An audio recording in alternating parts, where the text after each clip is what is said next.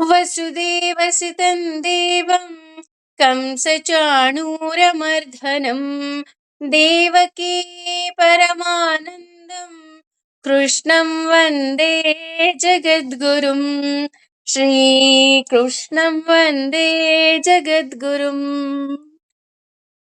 ಅವ್ನು ನಿಜಕ್ಕೂ ಸಹ ಜಗದ್ಗುರುನೇ. ಹಾಗೆ ಇವತ್ತು 18ನೇ ಅಧ್ಯಾಯ. 18 ಅಂದ್ರೇನೆ ಸಂಖ್ಯಾಶಾಸ್ತ್ರದಲ್ಲಿ ಜಯ ಅನ್ನುವಂತಹ ಅರ್ಥ ಬರ್ತಾ ಹೋಗತ್ತೆ. ಮಹಾಭಾರತಕ್ಕೆ ಸಹ ಜಯ ಅನ್ನುವಂತಹ ಅರ್ಥ ಇದೆ. ಜಯ ಅಂತ ಅಂದಾಗ ವ್ಯಂಜನಾಕ್ಷರದಲ್ಲಿ ಜ ಅನ್ನೋದು 8ನೇ ಅಕ್ಷರ, ಅವರ್ಗೀಯ ವ್ಯಂಜನದಲ್ಲಿ ಯಾ ಅನ್ನೋದು 1ನೇ ಅಕ್ಷರ. ಹಾಗಿದ್ರೆ 81 ಆಗ್ಬೇಕಲ್ವಾ ಅಂತ ಕೇಳಿದ್ರೆ ಖಂಡಿತ 81 ಅಲ್ಲ, ಇದನ್ನ ಉಲ್ಟಾ ಮಾಡಿದಾಗ 18 ಆಗತ್ತೆ. ಹಾಗಾಗಿ ಈ 18 ಅನ್ನೋದು ಜಯದ ಸಂಕೇತ ಅಂತ ಹೇಳ್ತಾರೆ. ಭಗವಂತ ಎಲ್ಲಿರ್ತಾನೋ ಅಲ್ಲೆಲ್ಲ ಜಯನೇ.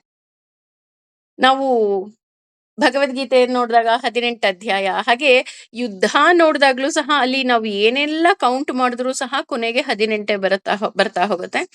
ಈ 18 ಸಹ ನಾವು ಆಡ್ ಮಾಡಿದಾಗ ಕೂಡಿದಾಗ 9 ಬರುತ್ತೆ. ಅಂದ್ರೆ 9 ಅನ್ನೋದು ತನಗೆ ತಾನೇ ಸಂಪೂರ್ಣವಾದಂತಹ ಸಂಖ್ಯೆ ಅಂತ ಹೇಳ್ತಾ ಹೋಗ್ತಾರೆ. ಹಾಗೇನೆ ಈ 18ನೇ ಅಧ್ಯಾಯವೂ ಸಹ ಅಷ್ಟೇ, ತನಗೆ ತಾನೇ ಸಂಪೂರ್ಣವಾದಂತಹ ಅಧ್ಯಾಯ. ಯಾಕೆ ಇದನ್ನ ಅದಕ್ಕದೇ ಸಂಪೂರ್ಣ ಅಂತ ಹೇಳ್ತಾರೆ ಅಂತ ಅನ್ನೋದಾದ್ರೆ, 17 ಅಧ್ಯಾಯದಲ್ಲಿ ಭಗವಂತ ನಮಗೆ ಏನೆಲ್ಲ ಹೇಳಿದ್ದಾನೆ. ಏಕೆ ಅಂತಂದ್ರೆ ಅವನು ಏನ್ ಹೇಳಿದ್ದಾನೆ ಏನ್ ಬಿಟ್ಟಿದ್ದಾನೆ ಅಂತ ಹೇಳೋದಕ್ಕೆ ಸಾಧ್ಯನೇ ಇಲ್ಲ. ಯಾಕೆಂದ್ರೆ ಹೆಚ್ಚು ಕಮ್ಮಿ ನಾವೇನೆ 200ಕ್ಕೂ ಅತಿ ಹೆಚ್ಚು ತರಗತಿಗಳನ್ನ ತಗೊಂಡ್ವಿ ಈ 17 ಅಧ್ಯಾಯವನ್ನ ಕಲ್ತ್ಕೊಳ್ಳೋದಿಕ್ಕೆ, ಅಂದ್ರೆ ಅದರ ಅರ್ಥವನ್ನ ತಿಳ್ಕೊಳ್ಳೋದಿಕ್ಕೆ. ನೋಡಿ, 200 ಅನ್ನೋದು ಸಹ ನಿಜಕ್ಕೂ ಸಹ ಚಿಕ್ಕ ಸಂಖ್ಯೆ ಅಂತೂ ಖಂಡಿತವಾಗ್ಲೂ ಅಲ್ಲ ಅಲ್ವಾ. ಹಾಗಾಗಿ ಮೊದಲನೇ ದಿನ ನಾವು ಏನು ತರಗತಿ ಶುರು ಮಾಡಿದ್ವಿ ಆಗ ಅಯ್ಯೋ 700 ಶ್ಲೋಕ ಅಪ್ಪ, 18 ಅಧ್ಯಾಯಗಳು, ಇದನ್ನೆಲ್ಲ ಹೇಗೆ ಕಲ್ತ್ಕೊಳ್ಳೋದಿಕ್ಕೆ ಸಾಧ್ಯ ಅಂತ ಅನ್ಕೊಂತ ಇದ್ವಿ. ಹೆಚ್ಚು ಕಮ್ಮಿ 200ಕ್ಕೂ ಹೆಚ್ಚು ತರಗತಿಗಳಲ್ಲಿ ನಾವು ಈಗ ಆಲ್ರೆಡಿ 623 ಶ್ಲೋಕಗಳನ್ನ ತಿಳ್ಕೊಂಡ್ವಿ. ಅಂದ್ರೆ 17 ಅಧ್ಯಾಯವನ್ನ ಸಂಪೂರ್ಣ ಮಾಡಿದ್ವಿ. ಈಗ 18ನೇ ಅಧ್ಯಾಯಕ್ಕೆ ನಾವು ಕಾಲಿಡ್ತಾ ಇದೀವಿ. ಈ 18ನೇ ಅಧ್ಯಾಯವನ್ನ ಸಂಕ್ಷಿಪ್ತ ಅಧ್ಯಾಯ ಅಂತ ಹೇಳ್ತಾ ಹೋಗ್ತಾರೆ. ಹಾಗೇನೆ ಇಲ್ಲಿ 17 ಅಧ್ಯಾಯದಲ್ಲಿ ಏನೆಲ್ಲ ಭಗವಂತ ಹೇಳ್ದ, ನಾನು ಹೇಳದ್ನಲ್ಲ, ಏನ್ ಹೇಳಿದಾನೆ ಏನ್ ಬಿಟ್ಟಿದ್ದಾನೆ ಅಂತ ಹೇಳೋದಕ್ಕೆ ಸಾಧ್ಯನೇ ಇಲ್ಲ. 200 ತರಗತಿಗಳನ್ನ ತರಗತಿಗಳಲ್ಲಿ ಕೇಳಿದ್ದನ್ನ ಹೇಳಿದ್ದನ್ನ ಕೇವಲ 1 ನಿಮಿಷ 2 ನಿಮಿಷದಲ್ಲಿ ಹೇಳೋದಿಕ್ಕೆ ಸಾಧ್ಯನೇ ಇಲ್ಲ. ಹೀಗಿರುವಾಗ ನಾವು ಹೇಗೆ ಹೇಳೋದಿಕ್ಕೆ ಸಾಧ್ಯ? ಅದಕ್ಕಿಂತ ಹೆಚ್ಚಾಗಿ ಈ ಅಷ್ಟನ್ನು ಸಹ ನಮಗೆ ಅರ್ಥ ಆಗೋ ಹಾಗೆ ಭಗವಂತ ಏನ್ ಮಾಡ್ತಾ ಹೋಗ್ತಾನೆ, ಸಂಕ್ಷಿಪ್ತವಾಗಿ ಹೇಳ್ತಾ ಹೋಗ್ತಾನೆ. ಹಾಗೇನೆ ಏನಾದ್ರೂ ಬಿಟ್ಟು ಹೋಗಿದ್ರೆ ಕೊನೆಗೆ ಅಂತ ಹೇಳ್ತಾರಲ್ಲ, ಆ ರೀತಿ ಹೇಳದ ಕೆಲವು ವಿಚಾರಗಳನ್ನೂ ಸಹ ಈ 18ನೇ ಅಧ್ಯಾಯದಲ್ಲಿ ಹೇಳ್ತಾ ಹೋಗ್ತಾನೆ. ಹಾಗಾಗಿ ಈ 18ನೇ ಅಧ್ಯಾಯ ತುಂಬಾ ತುಂಬಾ ಪ್ರಮುಖವಾಗಿದ್ದು ಅಂತಲೂ ಸಹ ಹೇಳ್ತಾ ಹೋಗ್ತಾರೆ. ಹಾಗೇನೆ ಇಲ್ಲಿ ಒಂದು ವ್ಯತ್ಯಾಸವನ್ನ ನಾವು ತಿಳ್ಕೊಳ್ಳೇಬೇಕು. ನೋಡಿ, ಅಹಂಕಾರಕ್ಕೂ ಸಂಸ್ಕಾರಕ್ಕೂ ಏನ್ ವ್ಯತ್ಯಾಸ? ಎರಡರಲ್ಲೂ ತಲೆ ತಗ್ಗಿಸ್ತಾರಲ್ವಾ ಜನ ಅಂತ ನಮ್ಗನ್ಸುತ್ತೆ. ಆದ್ರೆ ಅಹಂಕಾರ ಏನಿದೆ ಅದು ಬೇರೆಯವರನ್ನ ತಲೆ ತಗ್ಗಿಸಿ ತಾನು ಖುಷಿ ಪಡುತ್ತೆ. ಆದ್ರೆ ಸಂಸ್ಕಾರ ತಾನು ತಲೆ ತಗ್ಗಿಸಿ ಬೇರೆಯವರಿಗೂ ಖುಷಿ ಕೊಡ್ತಾ ತಾನು ಖುಷಿ ಅನುಭವಿಸುತ್ತೆ. ಯಾಕೆ ಈ ಮಾತನ್ನ ಹೇಳಿದೆ ಅಂತ ಅಂದ್ರೆ, ಇಲ್ಲಿ ಭಗವದ್ಗೀತೆಯ 18 ಅಧ್ಯಾಯ ಏನಿದೆ ಇದು ಹೆಚ್ಚು ಕಮ್ಮಿ ನಮ್ಮ ಜೀವನವನ್ನ ಬದಲಾಯಿಸುವಂತಹ ಎಲ್ಲಾ ಶಕ್ತಿಯೂ ಸಹ ಇದಕ್ಕಿದೆ ಅಂತ ಅಂದ್ರೆ ಖಂಡಿತ ತಪ್ಪಾಗೋದಿಲ್ಲ. ಏಕೆಂದ್ರೆ ಈಗ ಹೆಚ್ಚು ಕಮ್ಮಿ 1 ವರ್ಷದ ಹಿಂದೆ ನಾವು ಏನಿದ್ವಿ, ಆ ವರ್ಷದ ಹಿಂದಿನ ನಮಗೂ ಇಂದು ನಾವು ಇರುವ ನಮಗೂ ತುಂಬಾ ವ್ಯತ್ಯಾಸ ಇದೆ.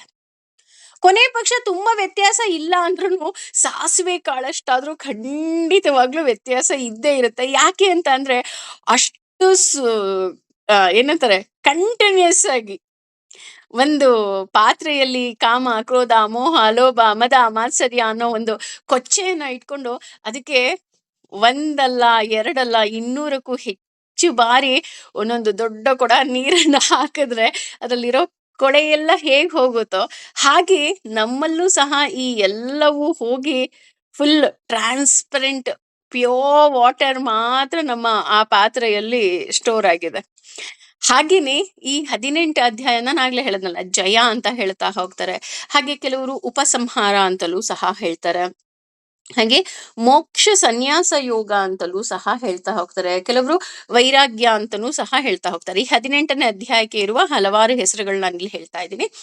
ಒಟ್ಟು ಮೊದಲನೇ ಅಧ್ಯಾಯ ಏನಿದೆ ಅದನ್ನ ಪೂರ್ವ ಪೀಠಿಕಾ ಅಧ್ಯಾಯ ಅಂತ ಹೇಳ್ತಾ ಹೋದ್ರೆ, ಈ 18ನೇ ಅಧ್ಯಾಯವನ್ನ ಉಪಸಂಹಾರ ಅಂತ ಹೇಳ್ತಾ ಹೋಗ್ತಾರೆ. ಯಾಕೆ ಇಲ್ಲಿ ಉಪಸಂಹಾರ ಅಂತ ಹೇಳ್ತಾ ಇದ್ದಾರೆ ಅಂತಂದ್ರೆ, ಭಗವಂತ ತಾನು ಏನೆಲ್ಲ ಹೇಳ್ಬೋದೋ ಎಲ್ಲವನ್ನ ಹೇಳಿ ಈ ಭಗವದ್ಗೀತೆಯನ್ನ ಕೊನೆ ಮಾಡ್ತಾ ಇದ್ದಾನೆ. ಹಾಗಾಗಿ ಇದನ್ನ ಉಪಸಂಹಾರ ಅಂತಾರೆ. ಹಾಗೇನೆ ಇದನ್ನೂ ಸಹ ನಾವು ತಿಳ್ಕೊಂಡಾಗ ಮೋಕ್ಷ ಸನ್ಯಾಸ ಯೋಗ ಅಂತಲೂ ಸಹ ಹೇಳ್ತಾ ಹೋಗ್ತಾರೆ. ಹಾಗೇನೆ ನಾನಾಗ್ಲೇ ಹೇಳಿದ ಹಾಗೆ ವೈರಾಗ್ಯದ ಪರಿಪೂರ್ಣತೆ ಅಂದ್ರೆ 99.99 ತಗೊಂಡ್ರು ಅದು ಪೂರ್ಣತೆ ಆಗೋದೇ ಇಲ್ಲ. ಪೂರ್ಣತೆ ಆಗೋದು ಆ 0.0001 ಸೇರಿದಾಗ್ಲೇ ಅಲ್ವಾ? ಹಾಗೇನೆ ಆ 0.00 ಏನಿದೆ ಅದನ್ನೂ ಸಹ ಇಲ್ಲಿ ಆಡ್ ಮಾಡ್ತಾ ಹೋಗ್ತಾನೆ ಭಗವಂತ ಅಂದ್ರೆ ಖಂಡಿತವಾಗ್ಲೂ ತಪ್ಪಾಗೋದಿಲ್ಲ. ಈ 18 ಅಧ್ಯಾಯದಲ್ಲಿ ಭಗವಂತ ಯಾವ ರೀತಿ ಹೇಳ್ತಾ ಹೋಗ್ತಾನೆ, ಹಾಗೆ ಯಾವ ರೀತಿ ಕೊನೆ ಮಾಡ್ತಾ ಹೋಗ್ತಾನೆ, ಹಾಗೂ ನಮಗೆ ಇನ್ನೂ ಸಹ ಕ್ಲಾರಿಟಿಯನ್ನ ಹೇಗೆ ಕೊಡ್ತಾನೆ ಅಂದ್ರೆ, ಆ ಎಕ್ಸಾಮ್ಗೆ ಮಕ್ಕಳು ಒಂದು ವರ್ಷ ಪೂರ್ತಿ ಓದಿರ್ತಾರೆ. ಓದಿದ್ರೂ ಸಹ ಕೊನೆಗೊಂದು ಈ ಜಸ್ಟ್ ಒಂದು ಬ್ರಷ್ ಮಾಡ್ಕೊಂಡು ಹೋಗೋ ಹಾಗೆ ಅಂತ ಏನು ನಮ್ಮನ್ನ ಇನ್ನಷ್ಟು ಮತ್ತಷ್ಟು ಇನ್ನೊಂಚೂರು ಇನ್ನು ಎಲ್ಲಾದ್ರೂ ಡಸ್ಟ್ ಇದ್ರೆ ಅದನ್ನು ಎಲ್ಲ ತೆಗೆದು ಬಿಡೋಣ ಅನ್ನುವಂತಹ ಮನಸ್ಥಿತಿಯಲ್ಲಿ ಭಗವಂತ ಸಂಪೂರ್ಣವಾದ ವಿಷಯವನ್ನ ಅಂದ್ರೆ 17 ಅಧ್ಯಾಯದಲ್ಲಿ ಏನ್ ಹೇಳ್ದ, ಹೇಳಿರೋ ವಿಷಯವನ್ನ ಸಂಕ್ಷಿಪ್ತವಾಗಿ, ಹೇಳದೇ ಇರುವ ವಿಷಯವನ್ನ ಪೂರ್ಣವಾಗಿ ಹೇಳ್ತಾ ಹೋಗ್ತಾನೆ. ಹಾಗೇನೆ ನಮ್ಮೆಲ್ಲರಿಗೂ ಗೊತ್ತಿರೋ ಹಾಗೆ 17ನೇ ಅಧ್ಯಾಯದಲ್ಲಿ ಯಜ್ಞ, ದಾನ ಮತ್ತೆ ತಪಸ್ಸು ಅನ್ನುವ 3 ವಿಷಯ, ಹಾಗೆ ಆ 3ರಲ್ಲೂ ಸಹ ಸಾತ್ವಿಕ, ರಾಜಸ, ತಾಮಸ. ಅದಷ್ಟಲ್ಲದೆ ಆಹಾರ, ಆಹಾರದಲ್ಲೂ ಸಾತ್ವಿಕ, ರಾಜಸ, ತಾಮಸ. ಇಷ್ಟೂ ವಿಷಯವನ್ನ ನಮಗೆ ನಮ್ಮ ಮುಂದೆ ಇಡ್ತಾ ಹೋದ. ನೋಡಿ, ಭಗವದ್ಗೀತೆಯಲ್ಲಿ ಏನಿದೆ ಅಂತ ಯಾರಾದ್ರೂ ಕೇಳಿದ್ರೆ ಮೊದ್ಲು ಯೋಚನೆ ಮಾಡ್ತಿದ್ವೇನೋ ಏನಿದೆ ಅಂತ. ಆದ್ರೆ ಈಗ ಭಗವದ್ಗೀತೆಯಲ್ಲಿ ಏನಿದೆ ಅಂದ್ರೆ, ಏನಿಲ್ಲ ಅಂತ ಕೇಳಿ ಏನಿದೆ ಅಂತ ಯಾಕ್ರಿ ಕೇಳ್ತೀರಾ ನೀವು ಅಂತ ಹೇಳುವಂತಹ ಆ ಮನಸ್ಥಿತಿಗೆ ನಾವೆಲ್ಲ ತಲುಪಿದೀವಿ ಅಂದ್ರೆ ಖಂಡಿತವಾಗ್ಲೂ ತಪ್ಪಾಗೋದಿಲ್ಲ. ಯಾಕೆಂದ್ರೆ ಭಗವದ್ಗೀತೆಯಲ್ಲಿ ಎಲ್ಲ ವಿಷಯವನ್ನ ಹೇಳಿದಾನೆ. ಆಹಾರ ಹೇಗಿರಬೇಕು, ನಮ್ಮ ಮಾತು ಹೇಗಿರಬೇಕು, ನಮ್ಮ ಮನಸ್ಸು ಹೇಗಿರಬೇಕು, ನಮ್ಮ ಜ್ಞಾನ, ದಾನ, ತಪಸ್ಸು, ಯಜ್ಞ, ಪ್ರತಿಯೊಂದು ಇಂಥ ವಿಷಯ ಮಾತಾಡಿದಾನೆ, ಇಂಥ ವಿಷಯ ಮಾತಾಡಿಲ್ಲ. ಆಹಾರ ಹೇಗ್ ಡೈಜೆಸ್ಟ್ ಆಗತ್ತೆ, ನವರಂಧ್ರಗಳು ಹೇಗಿದೆ, ನಮಗೆ ಮುಂದೆ ನಾವ್ ಏನಾಗ್ತೀವಿ ಅಲ್ವಾ? ನಾನು ಹೇಳದ್ನಲ್ಲ, 200 ಕ್ಲಾಸ್ಗಳಲ್ಲಿ ನಾವೇನೆಲ್ಲ ಕಲ್ತ್ವಿ ಪಟ ಪಟ ಪಟ ಪಟ ಪಟ ಪಟ ನಮ್ ಕಣ್ಮುಂದೆ ಬರ್ತಾ ಹೋಗುತ್ತೆ ಅಷ್ಟು ಫಾಸ್ಟ್ ಆಗಿ. ಬಿಕಾಸ್ ಈ ಯಜ್ಞ ಏನಿದೆ, ಹೌದಾ ಯಜ್ಞ ಮಾಡ್ತಾ ಇದೀವ? ಯಾವ ಯಜ್ಞ ಮಾಡ್ತಾ ಇದೀವಿ? ಜ್ಞಾನದ ಯಜ್ಞವನ್ನ ಮಾಡಿದೀವ್ರಿ. ಅದು ಒಂದು ಸಲ ಅಲ್ಲ, 2 ಸಲ ಅಲ್ಲ, ಹೆಚ್ಚು ಕಮ್ಮಿ 200ಕ್ಕೂ ಅತಿ ಹೆಚ್ಚು ಜ್ಞಾನ ಯಜ್ಞದ ಮೂಲಕ ಭಗವದ್ಗೀತೆಯ ಸೂಕ್ಷ್ಮಾತಿ ಸೂಕ್ಷ್ಮ ವಿಷಯಗಳನ್ನ ತಿಳಿದುಕೊಳ್ಳುವಂತಹ ಒಂದು ನಿಟ್ಟಿನಲ್ಲಿ ನಾಹಂ ಕರ್ತ ಹರಿಕರ್ತ ಅನ್ನೋ ಹಾಗೆ ಭಗವಂತ ನಮ್ಮನ್ನ ಕೈ ಹಿಡಿದು ಬಾ ಕಂದ ಕೂತ್ಕೋ ನಿನಗೆಲ್ಲವನ್ನ ಹೇಳ್ತೀನಿ ಅಂತ ಅಮ್ಮ ಹೇಗೆ ಮುದ್ದು ಮುದ್ದಾಗಿ ಮಗುವಿಗೆ ಪಾಠವನ್ನ ಹೇಳ್ಕೊಡ್ತಾಳೋ, ಅದಕ್ಕಿಂತಲೂ ಮುದ್ದಾಗಿ ನಮಗೆ ನಮ್ಮ ಜೀವನದ ಪಾಠವನ್ನ ಭಗವಂತ ಹೇಳ್ಕೊಟ್ಟಿದ್ದಾನೆ ಅಲ್ವಾ? ಹಾಗಾಗಿ ಇದು ಭಗವದ್ಗೀತೆ, ಭಗವಂತ ನುಡಿಸಿದಂತಹ ಗೀತೆ. ಹೇಳದ್ನಲ್ಲ, ಅಮ್ಮ ತುಂಬಾ ಸ್ವೀಟ್. ಅದು ಮಗು ಮುಂದೆ ಒಂದು ದಿನ ಒಂದು ಉನ್ನತ ಸ್ಥಾನಕ್ಕೆ ಏರ್ಬೇಕು ಅನ್ನೋ ಒಂದೇ ಒಂದು ಮಹದಾಕಾಂಕ್ಷೆಯಿಂದ ಅಮ್ಮ ಕೂತ್ಕೊಂಡು ಆ ಚಾಕ್ ಪೀಸು ಮತ್ತೆ ಸ್ಲೇಟನ್ನ ಇಟ್ಕೊಂಡು ತೊಡೆ ಮೇಲೆ ಕೂರಿಸ್ಕೊಂಡು ಹೇಗೆ ತನ್ನ ಕೈ ಹಿಡಿದು ತಿದ್ದಿಸ್ತಾಳೋ, ಆ ರೀತಿ ನಮ್ಮ ಜೀವನವನ್ನ ಭಗವಂತ ತಿದ್ದಿಸ್ತಾನೆ. ನಮಗೆ ಮೊದ್ಲದನ್ನಿಸ್ತು, ಅಯ್ಯೋ ಇದೇನಪ್ಪ ಇದು ಕುತಸ್ತ ಕಶ್ಮಲಮಿದಂ ಅಂತ, ಭಗವಂತ ಹೊಡೆದ್ ಬಿಟ್ಟು ಬುದ್ಧಿ ಹೇಳ್ತಾ ಇದ್ದಾನೆ ಅಂತ. ಭಗವಂತ ಹೊಡೆದ್ ಬಿಟ್ಟು ಬುದ್ಧಿ ಹೇಳಿಲ್ಲ. ನೋಡು ನೀನ್ ಇಲ್ಲಿ ತಪ್ಪು ಮಾಡ್ತಾ ಇದೀಯ. ಈಗ ನಾವು ತಮಾಷೆಗೆ ಅಮ್ಮ ಹೊಡಿತಾಳಲ್ಲ, ಅಯ್ಯೋ ದಡ್ ಬಡ್ಡೆ ಆಗ್ತದೆ ನಿಂಗೆ ಇನ್ನೂ ಗೊತ್ತಾಗಿಲ್ವಾ? ಅಂದ್ರೆ ಅಲ್ಲಿ ಪ್ರೀತಿ ಇದೆ. ಅಯ್ಯೋ ನಿನಗೆ ಇಷ್ಟೂ ಗೊತ್ತಿಲ್ವಾ, ಬಾ ಇಲ್ಲಿ ಅಂತ ಹೇಗೆ ಅಮ್ಮ ಹೇಳ್ತಾಳೆ, ಆ ರೀತಿ ಭಗವಂತ ನಮಗೆ ಸಂಪೂರ್ಣವಾದ ನಮ್ಮ ಜೀವನದ ಚಿತ್ರಣ. ಬಹುಶಃ ಇದರ ಪೀಠಿಕೆನೆ ತುಂಬಾ ಆಗ್ತಿದೆ ಅಂತ ಅನ್ಸುತ್ತೆ. ಬಟ್ ಸ್ಟಿಲ್ ಯಾಕೆ ಅಂತ ಅಂದ್ರೆ 17 ಅಧ್ಯಾಯಗಳು, it is not a joke. ಎಷ್ಟೋ ಜನಕ್ಕೆ ಏನಿದೆ ನಾನು ಫೇಸ್ಬುಕ್ ಅಲ್ಲಿ ನೋಡ್ತಾ ಇರ್ತೀನಿ, ಇವನ್ ಕೆಲವು ಈ ಮೀಡಿಯಾಗಳಲ್ಲಿ ನೋಡ್ತಾ ಇರ್ತೀವಿ, ಅಥವಾ ಟ್ವಿಟರ್ ಇರ್ಬೋದು, ಯಾವ್ದ್ರಲ್ಲಾದ್ರೂ ತಗೊಳ್ಳಿ, ಏನೋ ಒಂದು ವಿಷಯ ಹಾಕ್ತಾನೆ, ಪಾಪ ಕೃಷ್ಣ ಹೇಳಿದಾನೆ ಅಂತ ನಂಗಾಗ ನಿಜವಾಗ್ಲೂ ಸಹ ಮೊದಲು ಹೌದಾ ಅನಿಸ್ತಿತ್ತು, ಈಗ ಬೇಜಾರಾಗುತ್ತೆ. ಅಯ್ಯೋ ಭಗವಂತ ಇದನ್ನೆಲ್ಲ ಏನೂ ಹೇಳೇ ಇಲ್ಲ, ಇವ್ರು ಏನೇನೆಲ್ಲ ಹಾಕ್ತಾರಲ್ಲಪ್ಪ ಭಗವಂತನ ಮೇಲೆ ಅಂತ ಖಂಡಿತವಾಗ್ಲೂ ಅನ್ಸುತ್ತೆ. ಹಾಗೇನೆ ನಾನು ಆಗ್ಲೇ ಹೇಳಿದ ಹಾಗೆ ಭಗವಂತ ಈ 18 ಅಧ್ಯಾಯ ಅಂದ್ರೆ 18ನೇ ಅಧ್ಯಾಯ ತುಂಬಾ ತುಂಬಾ ತುಂಬಾ ತುಂಬಾ ತುಂಬಾ ಪ್ರಮುಖವಾಗಿರುವಂತಹ ಅಧ್ಯಾಯ. ಯಾಕೆಂದ್ರೆ ನಾಳೆ ಮಗು ಎಕ್ಸಾಮ್ಗೆ ಹೋಗುತ್ತೆ ಅನ್ಬೇಕಾದ್ರೆ ತಾನು ಓದಿದ್ದನ್ನೆಲ್ಲ ಹೇಗೆ ಒಂದು ಸಲ ರಿವಿಷನ್ ಮಾಡ್ಕೊಳ್ಳುತ್ತೋ, ಆ ರೀತಿ ಇದು ಒಂದು ರಿವಿಷನ್ ಅಧ್ಯಾಯ ಅಂತ ಅಂದ್ರೆ ಖಂಡಿತವಾಗ್ಲೂ ತಪ್ಪಾಗೋದಿಲ್ಲ. ಹಾಗಿದ್ರೆ ಭಗವಂತ ಏನೆಲ್ಲ ಹೇಳಿದಾನೆ ಅಂತ ತಿಳ್ಕೊಳ್ಳುವಂತಹ ಕ್ಯೂರಿಯಾಸಿಟಿ ನಿಮ್ಮೊಟ್ಟಿಗೆ ನನಗೂ ಇದೆ. ಹಾಗೇನೆ ಇದರಲ್ಲಿ ಮೊದಲಿಗೆ ಅರ್ಜುನನ ಸಂಶಯ. ಯಾಕೆ ಅಂತಂದ್ರೆ ಅವನು ತ್ಯಾಗದ ಬಗ್ಗೆ, ಜ್ಞಾನದ ಬಗ್ಗೆ, ಯಜ್ಞದ ಬಗ್ಗೆ, ದಾನದ ಬಗ್ಗೆ, ಆಹಾರ ಕ್ರಮಗಳ ಬಗ್ಗೆ ಎಲ್ಲವುದ್ರ ಬಗ್ಗೆನೂ ಆತ ಹೇಳ್ಬಿಟ್ಟ. ಹಾಗೇನೆ ಇಲ್ಲಿ ಮುಖ್ಯವಾಗಿ ದಾನ, ಯಜ್ಞ, ತಪಸ್ಸು ಈ ಮೂರರ ಬಗ್ಗೆ ಹೇಳಿದಾಗ ಅರ್ಜುನನಿಗೆ ಇನ್ನೊಂದು ಚೂರು ಸಂಶಯ ಶುರು ಆಗುತ್ತೆ. ಇಲ್ಲಿ ಅವನು ತಿಳಿಯದೆ ಮಾತನಾಡೋ ವಿಷಯ ಅಲ್ಲ, ತುಂಬಾ ತಿಳಿದಾಗ ನಮಗೆ ಕೆಲವೊಂದು ಡೌಟ್ಸ್ ಬಂದ್ಬಿಡುತ್ತೆ. ಹೌದಾ, ಇದೇನಾದ್ರು ತಪ್ಪಾಗೋಗ್ಬಿಡತ್ತಾ ಅಂತ. ಆ ರೀತಿ ಇಲ್ಲಿ ಅರ್ಜುನನಿಗೂ ಸಹ ಗೊಂದಲ ಉಂಟಾಗಿದೆ. ಅವನ ಗೊಂದಲ ಏನು ಅಂತ ಅಂದ್ರೆ, ಅರ್ಜುನ ಉವಾಚ, ಮೊದ್ಲಿಗೆ ಅವನೇ ಕೇಳ್ತಾ ಇದ್ದಾನೆ. ಅಂದ್ರೆ ಅರ್ಜುನ ಹೇಳ್ತಾ ಇದ್ದಾನೆ, ಸನ್ಯಾಸಸ್ಯ ಅಂದ್ರೆ ಸನ್ಯಾಸದ, ಮಹಾಬಾಹೋ ಮಹಾಬಾಹುವೆ, ತತ್ವಂ ಸತ್ಯವನ್ನ, ಇಚ್ಛಾಮಿ ಬಯಸುತ್ತೇನೆ, ವೇದಿತುಂ ತಿಳಿಯಲು, ತ್ಯಾಗಸ್ಯ ತ್ಯಾಗದ, ಚ ಕೂಡ, ಹೃಷಿಕೇಶ ಇಂದ್ರಿಯಗಳ ಒಡೆಯನೆ, ಪೃಥಕ್ ಪ್ರತ್ಯೇಕವಾಗಿ, ಕೇಶಿ ನಿಷೂಧನ ಕೇಶಿ ದೈತ್ಯನನ್ನ ಕೊಂದವನೇ. ಇಲ್ಲಿ ಮೊದಲಿಗೆ ನಾವು ತಿಳ್ಕೊಬೇಕು, ಇದೇನಪ್ಪ ಇದು ಅರ್ಜುನ್ಗೆ ಇಷ್ಟೊಂದು ಎಲ್ಲ ವಿಷಯ ಹೇಳ್ಬಿಟ್ಟು, ಇದೇನಿದು ನಮ್ ಕಡೆ ಹೇಳ್ತಾರಲ್ಲ ಆಡು ಭಾಷೆಯಲ್ಲಿ, ರಾತ್ರಿ ಎಲ್ಲ ರಾಮಾಯಣ ಕೇಳಿ ರಾಮಂಗೂ ಸೀತೆಗೂ ಏನು ಅಂತ ಅನ್ನೋ ಹಾಗೆ ಇಷ್ಟೊಂದು ಭಗವಂತ ಸನ್ಯಾಸದ ಬಗ್ಗೆ, ತ್ಯಾಗದ ಬಗ್ಗೆ ಎಲ್ಲಾ ಹೇಳಿದಾನೆ.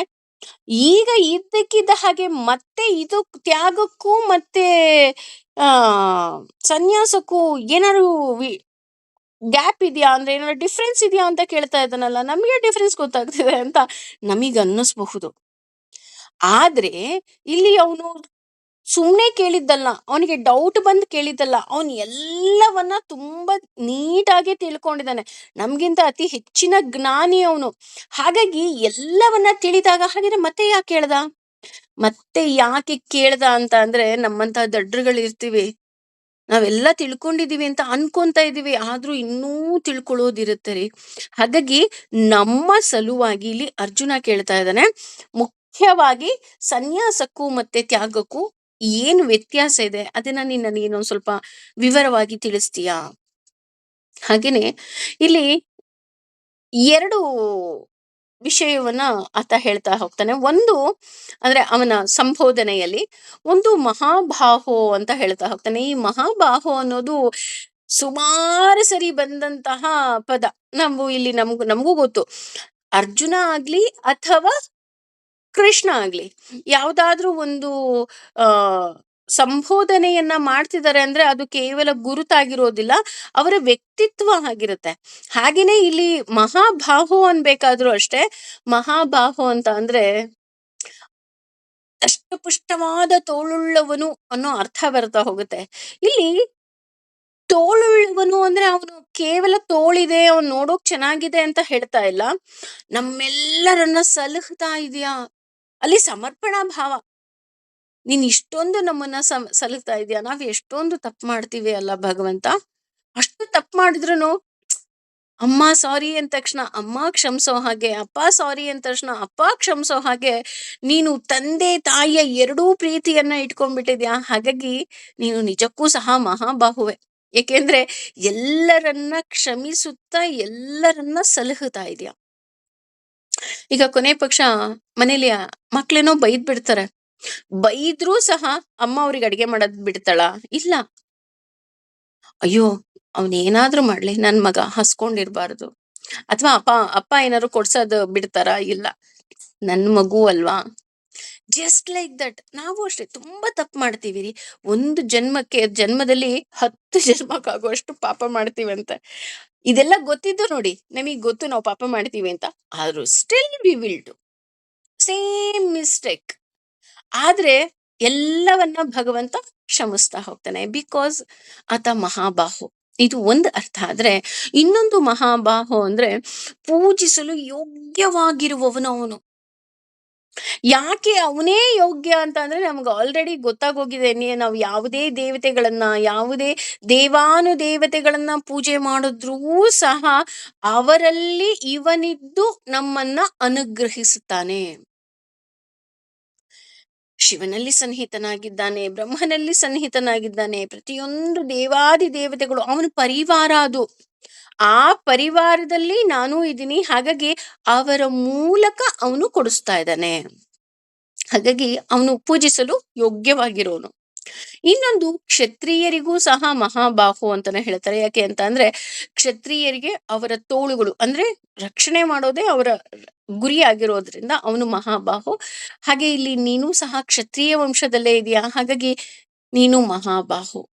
ಎಲ್ಲಕ್ಕಿಂತ ಹೆಚ್ಚಾಗಿ ನಾನು ಹೇಳದ್ನಲ್ಲ, ಅವನು ನಮ್ಮನ್ನ ರಕ್ಷಣೆ ಮಾಡ್ತಾ ಇದ್ದಾನೆ, ಹಾಗಾಗಿ ಮಹಾಬಾಹು.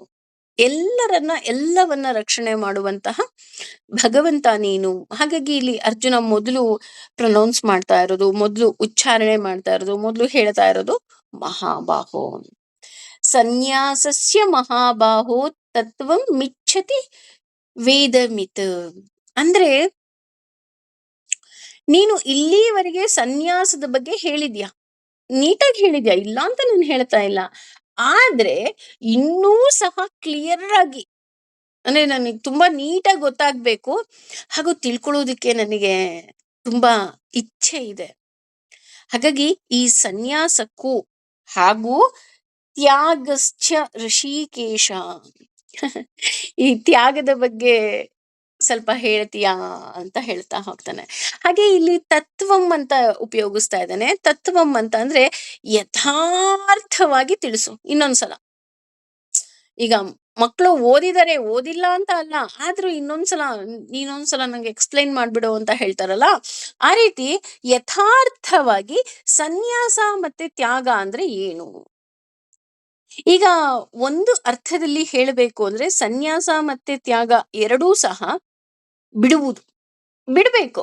ಬಿಡೋದೇ ಸನ್ಯಾಸತ್ವ, ಬಿಡೋದೇ ತ್ಯಾಗ. ನಮ್ಗದು ಕ್ಲಿಯರ್ ಕಟ್ ಆಗಿ ಗೊತ್ತಾಗಿದೆ. ಚೆನ್ನಾಗಿ ಅರ್ಥ ಆಗಿ ಈ ಪ್ರಶ್ನೆಯನ್ನ ನೋಡ್ತಾನೆ, ಹಾಗಾಗಿ ಕೇಳ್ತಾನೆ. ಹಾಗೇನೆ ಇಲ್ಲಿ ಮೇಲ್ನೋಟಕ್ಕೆ ಎರಡೂ ಒಂದೇ ಅಂತ ಅನ್ಸಿದ್ರೂ ಸಹ ಬೋತ್ ಆರ್ ನಾಟ್ ಸೇಮ್. ಎರಡೂ ಒಂದೇ ಆಗೋದಿಕ್ಕೆ ಸಾಧ್ಯನೇ ಇಲ್ಲ. ಹಾಗಾಗಿ ಅವನು ಇಲ್ಲಿ ಮತ್ತೆ ಪುನಃ ಕೇಳ್ತಾ ಇದ್ದಾನೆ. ಹಾಗೇನೆ ನಾನು ಆಗ್ಲೇ ಹೇಳಿದ ಹಾಗೆ ಋಷಿಕೇಶ ಅಂತ ಬೇರೆ ಹೇಳ್ತಾ ಇದ್ದಾನೆ. ಋಷಿಕೇಶ ಅಂತ ಅಂದ್ರೆ ನಮ್ಮ 11 ಇಂದ್ರಿಯಗಳನ್ನೂ ಸಹ ನಿಗ್ರಹಿಸುವಂತ ಶಕ್ತಿ ಇರುವವನು ಅವನು. ಅಂದ್ರೆ ನಮ್ಮ ಎಲ್ಲ ಇಂದ್ರಿಯಗಳನ್ನ ನಿಗ್ರಹಿಸೋ ಶಕ್ತಿ ಯಾರಿಗಾರು ಇದೆ ಅಂತ ಅಂದ್ರೆ ಅವನೊಬ್ಬನಿಗೆ ಇರೋದು. ಇವತ್ತು ನಾನು ಏಕಾದಶಿ ವ್ರತ ಮಾಡ್ತಾ ಇದ್ದೀನಿ ಅಂದ್ರೆ ತಪ್ಪು. ಏಕಾದಶಿ ವ್ರತವನ್ನ ನನ್ನಿಂದ ಭಗವಂತ ಮಾಡಿಸ್ತಾ ಇದ್ದಾನೆ. ಏಕೆಂದ್ರೆ ಕಣ್ಣು ಮಸಾಲೆ ದೋಸೆ ತಿನ್ನು ಅನ್ಸತ್ತೆ, ಬಾಯಿ ಪಾನಿಪುರಿ ಬೇಕು ಅನ್ಸುತ್ತೆ, ಹೊಟ್ಟೆ ಹಶುವಾಗ್ತಿದೆ, ಏನೋ ಒಂದು ಕೊಡು ಅನ್ನತ್ತೆ. ಇದೆಲ್ಲವನ್ನ ಕಂಟ್ರೋಲ್ ಮಾಡ್ಕೊಂಡು ಒಂದು ದಿನ ಪೂರ್ತಿ ಇರ್ಬೇಕಂದ್ರೆ ಅದು ನಮ್ಮ ಕೈಲಾಗುವಂತಹ ಕೆಲಸ ಖಂಡಿತ ಅಲ್ಲ ರೀ. ಇದು ಭಗವಂತ ನಮ್ಮ ಕೈಲಿ ಮಾಡಿಸ್ತಾನಷ್ಟೆ. ನಾಹಂ ಕರ್ತ ಹರಿಕರ್ತ. ಒಂದು ವ್ರತ ಮಾಡ್ಬೇಕಂದ್ರೂ ಸಹ ಅವನ ಇಚ್ಛೆ ಇದ್ರೆ ಮಾತ್ರ ಸಾಧ್ಯ. ಅಯ್ಯೋ! ಇವತ್ತು ನನ್ನ ಬೆಸ್ಟ್ ಫ್ರೆಂಡ್ ಮಗಳು ಮದ್ವೆ ಅಪ್ಪ. ನಾನು ಅಲ್ಲಿಗೆ ಹೋಗ್ಬಿಟ್ಟು ನಾನು ಇವತ್ತು ಏಕಾದಶಿ ಕಣೆ ಅಂದ್ರೆ ಅವಳು ಬೈತಾಳೆ ಗೊತ್ತಾ ಅಂತ ನೆಪ ಹುಡ್ಕೋ ಮನಸ್ಸು ನಮ್ಮದು. ಆದ್ರೆ ಭಗವಂತ ಇಲ್ಲ, ನೀನು 11ನ್ನೂ ನನಗೆ ಸಮರ್ಪಣೆ ಮಾಡಲೇಬೇಕು ಅಂತ ಅವನು ಶಕ್ತಿ ಕೊಟ್ರೆ ಮಾತ್ರ ನಾವು ಎಲ್ಲವನ್ನ ಕಂಟ್ರೋಲ್ ಮಾಡೋದಕ್ಕೆ ಸಾಧ್ಯ. ಹಾಗೇನೆ ಭಗವದ್ಗೀತೆಯನ್ನ ಹೇಳೋದ್ರಿಂದಲೋ, ಕೇಳೋದ್ರಿಂದಲೋ, ಬರೆಯೋದ್ರಿಂದಲೋ ಏನಾದ್ರು ಯೂಸ್ ಆಗುತ್ತಾ ಅಂದ್ರೆ ಖಂಡಿತವಾಗ್ಲೂ ಹೇಳೋದ್ರಿಂದ, ಕೇಳೋದ್ರಿಂದ, ಬರೆಯೋದ್ರಿಂದ ಯೂಸ್ ಆಗೋದಿಲ್ಲ. ಏನ್ ಮೇಡಮ್, ಇಷ್ಟು ದಿವಸದಿಂದ ನಾವು ಭಗವದ್ಗೀತೆ ಕೇಳ್ತಾ ಇದ್ದೀವಿ, ಈಗ ಯೂಸ್ ಇಲ್ಲ ಅನ್ಬಿಟ್ರಲ್ಲ ನೀವು. ಇಲ್ಲ, ಹೇಳೋದ್ರಿಂದ, ಕೇಳೋದ್ರಿಂದ, ಬರೆಯೋದ್ರಿಂದ ಖಂಡಿತ ಉಪಯೋಗ ಇಲ್ಲ ಕಣ್ರಿ. ಉಪಯೋಗಕ್ಕೆ ಬರೋದು ಯಾವಾಗ ಅಂದ್ರೆ ನಾವು ಅದನ್ನ ನಮ್ಮ ಜೀವನದಲ್ಲಿ ಅಳವಡಿಸಿಕೊಂಡಾಗ. ನೋಡಿ, ಭಗವದ್ಗೀತೆಗೆ ಎಷ್ಟು ಸುಂದರವಾದ ವ್ಯಾಖ್ಯಾನ ಕೊಡ್ತಾರೆ ಅಂದ್ರೆ, ವಾಟ್ ಈಸ್ ಭಗವದ್ಗೀತಾ ಅಂತ ಅಂದ್ರೆ, ಒಂದು ಭಗವದ್ಗೀತಾ ಇಸ್ ಎ ಮ್ಯಾನ್ಯುಯಲ್ ಅಂತ ನಮಗೆ ಆಲ್ರೆಡಿ ಗೊತ್ತಾಗೋಗಿದೆ. At the same time what is Bhagavadgita? Bhagavadgita ಅನ್ನೋದು ಒಂದು ದೊಡ್ಡ ವೃಕ್ಷದ ಹಾಗೆ. ಅದರಲ್ಲಿ 18 ಕೊಂಬೆಗಳಿದೆ. ಆ 18 ಕೊಂಬೆಗಳಲ್ಲಿ 701 ಫಲವತ್ತಾದ, ರಸಭರಿತವಾದ, ಸ್ವಾದಭರಿತವಾದ ಹಣ್ಣುಗಳಿದೆ. ಆ ಹಣ್ಣುಗಳಿದೆ ಅಂದಾಗ ನೋಡಿದ್ರೆ ಸಾಕಾ? ಬರೆದ್ರೆ ಸಾಕಾ ಅದ್ರ ಪಿಕ್ಚರ್ನ? ಇಲ್ಲ. ಆ 701 ಹಣ್ಣುಗಳನ್ನ ನಾವೇನ್ ಮಾಡ್ಬೇಕು ಗೊತ್ತಾ? ಸೇವಿಸ್ಬೇಕು, ತಿನ್ಬೇಕು. ತಿಂದು ಅದನ್ನ ಜೀರ್ಣ ಮಾಡ್ಕೋಬೇಕು. ಯಾಕೆ ಜೀರ್ಣ ಮಾಡ್ಕೋಬೇಕಪ್ಪ ಅಂದ್ರೆ, ಅದನ್ನ ತಿಂದಾಗ್ಲೇ ನಮ್ಗೆ ಅದು ಎಷ್ಟು ರುಚಿಯಾಗಿದೆ ಅಂತ ಗೊತ್ತಾಗೋದು. ಸೊ ಇದನ್ನ ನಾವು ತಿನ್ಬೇಕು ಅಂತ ಪಾರಾಯಣ ಮಾಡುವಂತಹ ಶ್ಲೋಕ. ಪಾರಾಯಣ ಅಲ್ಲ, ಪಾರಣೆ ಮಾಡುವಂತಹ ಶ್ಲೋಕ ಅಂದ್ರೆ ವಿ ಹ್ಯಾವ್ ಟು ಈಟ್, ತಿನ್ಬೇಕು. ಹಾಗೆ ಇಲ್ಲಿ ಕೇಶಿ ನಿಷೂಧನ ಅಂತ ಹೇಳ್ತಾ ಇದ್ದಾನೆ. ಮೊದಲ ಬಾರಿಗೆ ಈ ಹೆಸರು ಬಂದಿರೋದು ಕೇಶಿ ನಿಷೂಧನ ಅಂತ. ಇದೇನಿದು? ಭಗವಂತನಿಗೆ ಕೇಶಿಹ ಅಂತ ಅನ್ಬೇಕಾದ್ರೆ ನಮಗೆಲ್ಲೋ ವಿಷ್ಣು ಸಹಸ್ರನಾಮದಲ್ಲಿ ಕೇಳಿದಂತಹ ನೆನಪು.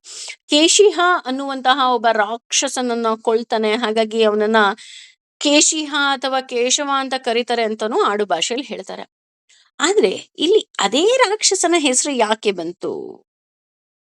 ಯಾಕೆ ಅಂದ್ರೆ ಇಲ್ಲಿ ಕೇಶಿ ನಿಷೂಧನ ಅಂತ ಅನ್ಬೇಕಾದ್ರೆ ಒಂದು ವಿಶೇಷವಾದಂತಹ ಅರ್ಥ ಇದೆ.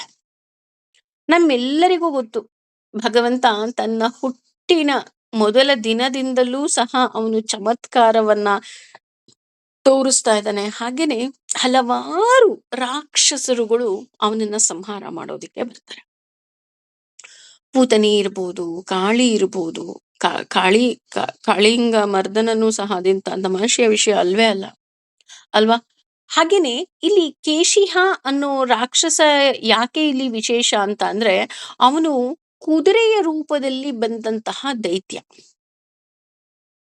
ಇದೇನಿದು ಕುದುರೆ ರೂಪಕ್ಕೂ ಏನ್ ವಿಶೇಷ ಅಂತ ಅಂದ್ರೆ, ನಮ್ಮೆಲ್ಲರಿಗೂ ಗೊತ್ತು, ನಮ್ಮ ಇಂದ್ರಿಯಗಳು ಏನಿದೆ ಅದು ಕುದುರೆ ತರ ಓಡ್ತಿರುತ್ತೆ, ಅಲ್ವಾ?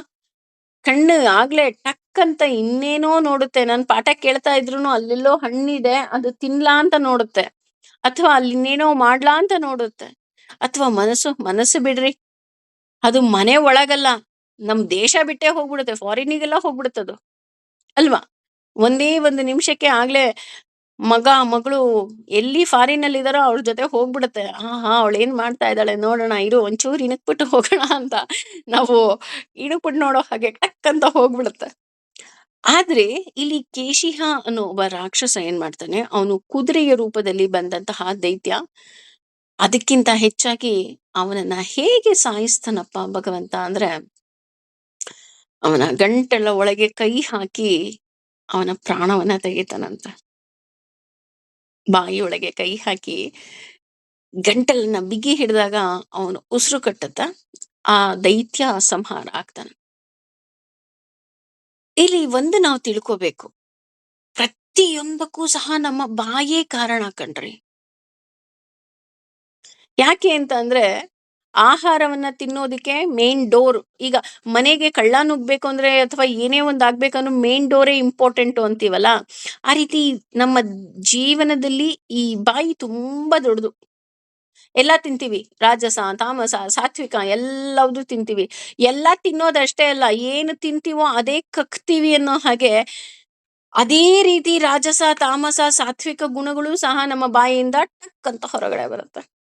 ಅವ್ರ ಮೇಲೆ ಯಾವ ಅಭಿಪ್ರಾಯ ಇದೆ, ನಮ್ಮ ಮನ್ಸಲ್ಲಿ ಏನಿದೆ, ನಮ್ಮ ತಲೆಯಲ್ಲಿ ಏನಿದೆ ಅಲ್ವಾ?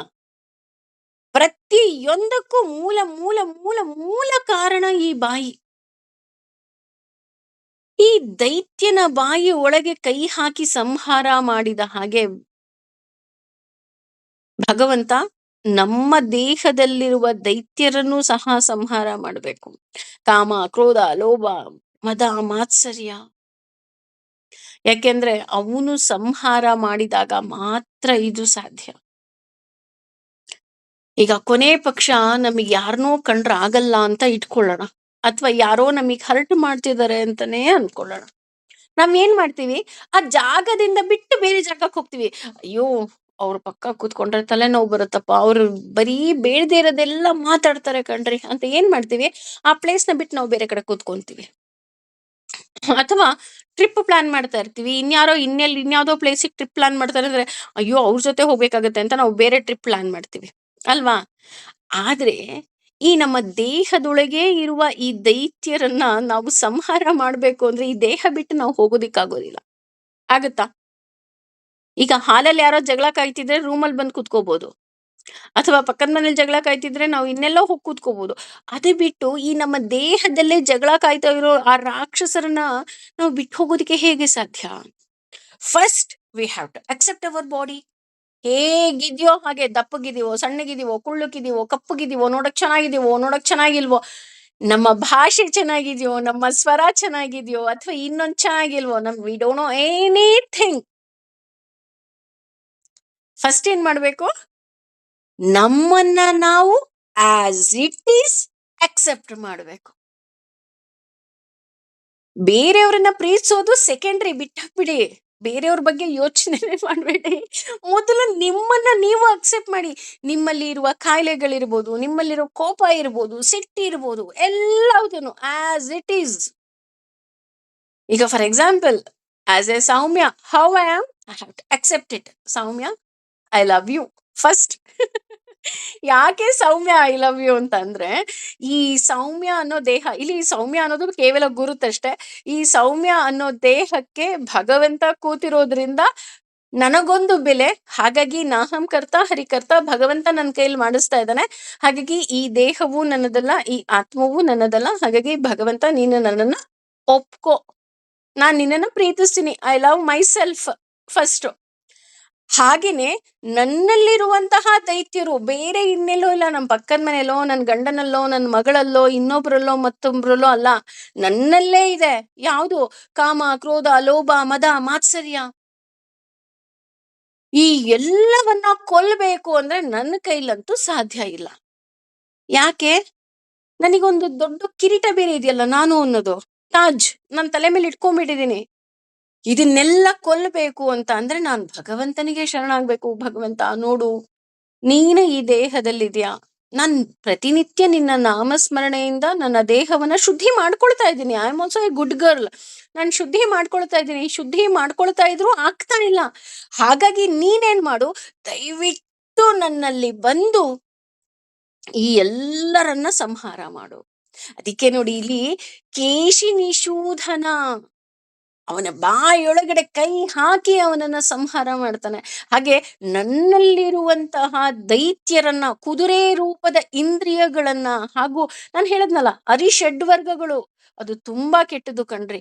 ಅದನ್ನ ಸಂಹಾರ ಮಾಡ್ಬೇಕು ಅಂದ್ರೆ ಜಸ್ಟ್ ನನ್ನ ಭಗವಂತನಿಂದ ಮಾತ್ರ ಸಾಧ್ಯ.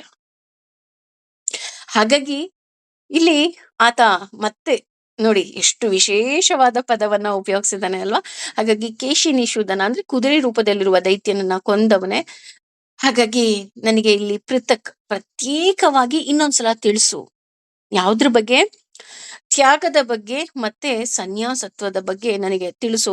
ನಾನೇನ್ ಅನ್ಕೊಂಡ್ಬಿಟ್ಟಿದೀನಿ, ಸನ್ಯಾಸಿಗಳು ಅಂದ್ರೆ ಕಾವಿ ಹಾಕೊಂಡವ್ರು ಮಾತ್ರ ಸನ್ಯಾಸಿಗಳು. ತ್ಯಾಗ ಅಂದ್ರೆ ಬಿಟ್ಟು ಹೋಗ್ಬಿಡೋದು, ಎಲ್ಲರನ್ನ ಬಿಟ್ಟು ಹೋಗ್ಬಿಡೋದು ಅಷ್ಟೇ ನಾನ್ ತಿಳ್ಕೊಂಡಿರೋದು. ಹೌದಾ? ಇದು ಸರಿಯಾಗಿದ್ಯಾ, ಸರಿಯಾಗಿಲ್ವಾ? ಪ್ಲೀಸ್ ಇನ್ನೊಂದ್ಸಲ ನನಗೆ ತಿಳಿಸ್ಬಿಡು. ಯಾಕೆ ಅಂತ ಅಂದ್ರೆ 18ನೇ ಅಧ್ಯಾಯಕ್ಕೆ ಬಂದ್ಬಿಟ್ಟಿದೀವಿ, ಇನ್ನು ನೀನು ಉಪಸಂಹಾರ ಬೇರೆ ಮಾಡ್ಬಿಡ್ತೀಯ. ಹಾಗಾಗಿ ಎಷ್ಟೇ ಹೇಳಿದ್ರು ಸಹ ನಾವಿನ್ನೂ ಅದೇ ಗುಂಗಲ್ಲಿ ಇರ್ತೀವಿ. ಹಾಗಾಗಿ ಅದರ ಬಗ್ಗೆ ಇನ್ನೊಂದು ಸ್ವಲ್ಪ ಪ್ರತ್ಯೇಕವಾಗಿ, ಅಂದ್ರೆ ಪೃಥಕ್ ಅಂದ್ರೆ ಪ್ರತ್ಯೇಕವಾಗಿ ನನಗೆ ನೀನ್ ತಿಳಿಸ್ಕೊಡ್ತೀಯಾ ಇದ್ರ ಬಗ್ಗೆ ಅಂತ ಹೇಳ್ತಾನೆ. ಅದಕ್ಕೆ ಭಗವಂತ ಹೇಳ್ತಾನೆ, ಶ್ರೀ ಭಗವಾನ್ ಉವಾಚ ಅಂದ್ರೆ ಭಗವಂತ ಹೇಳ್ತಾನೆ, ಕಾಮ್ಯಾನಾಂ ಆಸೆಗಳಿಂದ ಕೂಡಿದ ಕರ್ಮಗಳ ನ್ಯಾಸಂ ತ್ಯಾಗವು, ಸನ್ಯಾಸಾಶ್ರಮವೆಂದು ಕವಯಃ ವಿದ್ವಾಂಸರು ವಿದುಹು ತಿಳಿಯುತ್ತಾರೆ. ಸರ್ವ ಎಲ್ಲ ಕರ್ಮಗಳು ಕರ್ಮಗಳ ಫಲಗಳ ತ್ಯಾಗವನ್ನ ಪ್ರಾಹು ಕರೆಯುತ್ತಾರೆ. ತ್ಯಾಗವೆಂದು ವಿಚ್ಛಾ ಸಾರಿ ವಿಚಕ್ಷಣ ಅಂದ್ರೆ ಅನುಭವಿಗಳು. ಅಂದ್ರೆ ಇಲ್ಲಿ ನೋಡು, ನಾನ್ ಹೇಳುವುದಕ್ಕಿಂತ ಮುಖ್ಯವಾಗಿ ಯಾರು ತಿಳ್ಕೊಂಡಿದ್ದಾರೆ, ಯಾರು ಜ್ಞಾನಿಗಳಿದ್ದಾರೆ, ಅವ್ರು ಏನೇನ್ ಹೇಳ್ತಾರೆ ಅಂತ ನಾನು ನಿನಗೆ ಹೇಳ್ತೀನಿ. ಹಾಗಾಗಿ ನೋಡು ಅರ್ಜುನ, ಎರಡಕ್ಕೂ ಸಹ ವ್ಯತ್ಯಾಸ ಇದೆ. ಅಂದ್ರೆ ಮೊದ್ಲಿಗೆ ಹೇಳ್ತಿದ್ದಾರೆ, ಎಸ್ ಇಟ್ ಈಸ್ ದೇರ್. ಏನಿದೆ? ಕಾಮ್ಯಾನಂ ಕರ್ಮಣ ನ್ಯಾಸಂ ಸನ್ಯಾಸಸ್ಯಂ ಕವಯ ವಿದುಹು. ಕವಯ ಅಂದ್ರೆ ತಿಳಿದವರು. ನಾವು ಮಾಡೋ ಕರ್ಮಗಳು ಏನಿದೆ, ಕರ್ಮ ಇಸ್ ನಥಿಂಗ್ ಬಟ್ ವರ್ಕ್. ಈ ಕರ್ಮ ಏನಿದೆ ಇದು 3 ರೀತಿ ಇದೆ. ಅದು ಯಾವ್ಯಾವ್ದಪ್ಪ ಅಂದ್ರೆ, ಒಂದು ಆಸೆ ಪೂರ್ಣಕ್ಕಾಗಿ, ಇನ್ನೊಂದು ನಿಮಿತ್ತ, ಇನ್ನೊಂದು ನಿತ್ಯ ಕರ್ಮ. ಆಸೆ ಪೂರ್ಣಕ್ಕಾಗಿ ಅಂದ್ರೆ ಉದಾಹರಣೆ ಈಗ ಪುತ್ರಕಾಮೇಷ್ಟಿ ಯಾಗ ಇರ್ಬೋದು. ಪುತ್ರಕಾಮೇಷ್ಟಿ ಯಾಗ ನನ್ನ ಆಸೆ ಪೂರ್ಣ ಆಗ್ಲಿ ಅಂತ ಮಾಡುವಂತಹ, ಅಂದ್ರೆ ಮಗು ಬೇಕು ಅಂತ ಮಾಡುವಂತಹ ಯಾಗ ಹವನಗಳು. ಇನ್ನೊಂದು ನಿಮಿತ್ತ, ಫಾರ್ ಎಕ್ಸಾಂಪಲ್ ನವರಾತ್ರಿ ಇರಬಹುದು, ಸಂಕಷ್ಟಹರ ಚತುರ್ಥಿ ಇರಬಹುದು. ಇದೆಲ್ಲ ಏನು ಅಂದ್ರೆ ಆಯಾ ದಿನಗಳಲ್ಲಿ ನಾವು ಮಾಡ್ತೀವಿ ಅಷ್ಟೇ. ದಿನಾ ಸಂಕಷ್ಟ ಚತುರ್ಥಿ ಮಾಡ್ತೀವ ಅಥವಾ ದಿನಾ ನವರಾತ್ರಿ ಮಾಡ್ತೀವ? ಇಲ್ಲ, ಆ ದಿನಗಳು ಬಂದಾಗ ಮಾತ್ರ ನಾವು ಮಾಡ್ತೀವಿ. ಆದ್ರೆ ಇನ್ನೊಂದು ನಿತ್ಯ ಕರ್ಮ, ಡೈಲಿ ಡ್ಯೂಟಿ ಮಾಡ್ಲೇಬೇಕು. ಫಾರ್ ಎಕ್ಸಾಂಪಲ್ ಹಲ್ಲುಜ್ತೀವಿ, ಸ್ನಾನ ಮಾಡ್ತೀವಿ. ಹಲ್ಲುಜ್ಜೋದ್ರಿಂದ ಭಗವಂತ ಒಳ್ಳೇದಾಗತ್ತೆ ಅಂತ ಮಾಡ್ತೀವ? ಇಲ್ಲ, ಹಲ್ಲು ಉಜ್ಲೇಬೇಕು. That is my duty. ಸ್ನಾನ ಮಾಡ್ಲೇಬೇಕು, ಮನೆ ಕಸ ಗುಡಿಸ್ಲೇಬೇಕು, ಮನೆ ಒರೆಸ್ಲೇಬೇಕು, ಮನೆ ಶುದ್ಧ ಆಗಿರ್ಲೇಬೇಕು, ಮನಸ್ಸು ಶುದ್ಧ ಆಗಿರ್ಲೇಬೇಕು. ಹೇಗೆ ಈ 3ರಲ್ಲಿ ವ್ಯತ್ಯಾಸ ಇದೆ, ಹಾಗೇನೆ ಈ ಇದಕ್ಕೂ ಸಹ ವ್ಯತ್ಯಾಸ ಇದೆ. ಇಲ್ಲಿ ನ್ಯಾಸ ಅಂತ ಅಂದ್ರೆ 2, ಒಂದು ಇಡುವುದು, ಇನ್ನೊಂದು ತ್ಯಜಿಸುವುದು. ಆದ್ರೆ ಇಲ್ಲಿ ಯಾಕೆ ಈ ನ್ಯಾಸ ಪದವನ್ನ ಉಪಯೋಗಿಸ್ತಾ ಇದ್ದಾರೆ ಅಂದ್ರೆ, ತ್ಯಜಿಸೋದು, ಬಿಡೋದು. We have to leave it.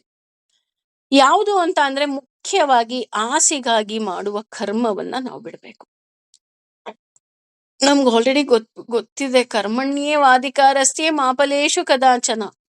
ಕರ್ಮ ಮಾಡ್ಬೇಕಾದ್ರೆ ಯಾವುದೇ ರೀತಿಯಾದಂತಹ ಆಸೆ ಆಕಾಂಕ್ಷೆ ಏನು ಇರಬಾರ್ದು, ಕರ್ಮ ಬಿಡಬೇಕು. ಭಗವಂತ ಅಲ್ಲಿಂದ ಹೇಳ್ಕೊಂಡು ಬಂದ್ರು 18ನೇ ಅಧ್ಯಾಯದಲ್ಲೂ ಮತ್ತೆ ನಮಗಿನ್ನು ನನ್ನ ಮನೆ, ನನ್ನ ಮಕ್ಕಳು, ನನ್ನ ಮನಸ್ಸು ಅಲ್ವಾ, ನೋಡಿ ನನ್ನ ದೇಹ, ಇನ್ನು ನಮ್ಗಿನ್ನೂ ಆಸೆ ಇದೆ ಕಣ್ರಿ, ಅಷ್ಟು ಬೇಗ ಎಲ್ರಿ ಹೋಗುತ್ತೆ. ಹಾಗಾಗಿ ಆಸೆಗಾಗಿ ಮಾಡುವ ಕರ್ಮಗಳನ್ನ ನಾವು ಮೊದಲು ಬಿಡ್ಬೇಕಾಗತ್ತೆ. ಕಾಮ್ಯ ಕರ್ಮಗಳನ್ನ ಮಾಡುವುದು ಅಂದ್ರೆ ನಮ್ಮ ಆಸೆಗಳು ಈಡೇರೋದಕ್ಕೋಸ್ಕರ ಕೆಲಸವನ್ನ ಮಾಡೋದು, ಅಥವಾ ಕೆಲವೊಂದು ನಿಮಿತ್ತವಾಗಿ ಕೆಲಸ ನಾವೇನ್ ಮಾಡ್ತೀವಿ ಅದೆಲ್ಲವನ್ನ ಹಾಗಿದ್ರೆ ಮಾಡಬಾರ್ದ ಅಂದ್ರೆ, ನೀನ್ ಮಾಡಬಾರ್ದು ಅಂತ ಹೇಳ್ತಿಲ್ಲ. ಉದಾಹರಣೆ, ಸಂಕಷ್ಟ ಚತುರ್ದಶಿ ಮಾಡೋದು ಒಳ್ಳೇದೆ, ವರಮಹಾಲಕ್ಷ್ಮಿ ಪೂಜೆ ಮಾಡೋದು ಒಳ್ಳೇದೆ, ಇನ್ನೊಂದು ವ್ರತ ಮತ್ತೊಂದು ವ್ರತ ಮಾಡೋದು ಒಳ್ಳೇದೆ, ಇಲ್ಲ ಅಂತ ಹೇಳ್ತಾ ಇಲ್ಲ. ಆದರೆ ನೀನು ಅದರಲ್ಲಿ ಅತಿಯಾದ ಆಸೆ ವ್ಯಾಮೋಹವನ್ನ ಇಟ್ಕೊಂಡು ಮಾಡಬಾರ್ದು. ಉದಾಹರಣೆ, ಈಗ ಮಕ್ಕಳಾಗಿಲ್ಲ, ಪುತ್ರಕಾಮೇಷ್ಟಿ ಯಾಗವನ್ನೇ ಮಾಡ್ತಾ ಇದ್ದೀವಿ. ಆದ್ರೆ ಮಾಡ್ಬೇಕಾದ್ರೆ, ಭಗವಂತ ನಿನ್ನ ಪ್ರೀತಿಗಾಗಿ ನಾನು ಮಾಡ್ತಾ ಇದ್ದೀನಿ. ವರಮಹಾಲಕ್ಷ್ಮಿ ವ್ರತ ಮಾಡ್ತಾ ಇದೀವಿ, ಅಮ್ಮ ಬಾಮ್ಮ ಕಾಲ್ ಮುರ್ಕೊಂಡ್ ಕೂತ್ಕೋ ಬೇಡ, ಅಮ್ಮ ತಾಯಿ ನಿನ್ನ ಆಶೀರ್ವಾದ ನನಗೆ ಬೇಕು, ಹಾಗಾಗಿ ಪ್ರೀತಿಯಿಂದ ಬಾಮ್ಮ. ಸಂಕಷ್ಟಹರ ಚತುರ್ದಶಿಯನ್ನ ಮಾಡ್ತೀವಿ, ನಮ್ಮ ಎಲ್ಲ ಸಂಕಷ್ಟಗಳು ಹರಣ ಆಗಬೇಕು. ಇಲ್ಲ, ಭಗವಂತ ನಿನ್ನ ಮೂಲಕ ನನಗೆ ವರವನ್ನ ಕೊಡ್ತಾನೆ, ಹಾಗಾಗಿ ನಾನು ಈ ವ್ರತವನ್ನ ಮಾಡ್ತಾ ಇದ್ದೀನಿ. ಭಗವಂತ ನನ್ನ ಜೊತೆ ಇದ್ದು ನನ್ನ ಎಲ್ಲ ಸಂಕಷ್ಟಗಳನ್ನ ಎದುರಿಸುವಂತಹ ಶಕ್ತಿಯನ್ನ ಕೊಡ್ತಾನೆ, ಹಾಗಾಗಿ ಈ ವ್ರತವನ್ನ ಮಾಡ್ತಾ ಇದ್ದೀನಿ. ಈ ರೀತಿ ನಾವು ಮುಖ್ಯವಾಗಿ ಯಾವುದೇ ರೀತಿಯಾದಂತಹ ಆಸೆ ಆಕಾಂಕ್ಷೆಗಳಿಲ್ಲದೆ ನಾವು ವ್ರತಗಳನ್ನ ಹಾಗೂ ಇದನ್ನ ಮಾಡ್ಬೇಕು.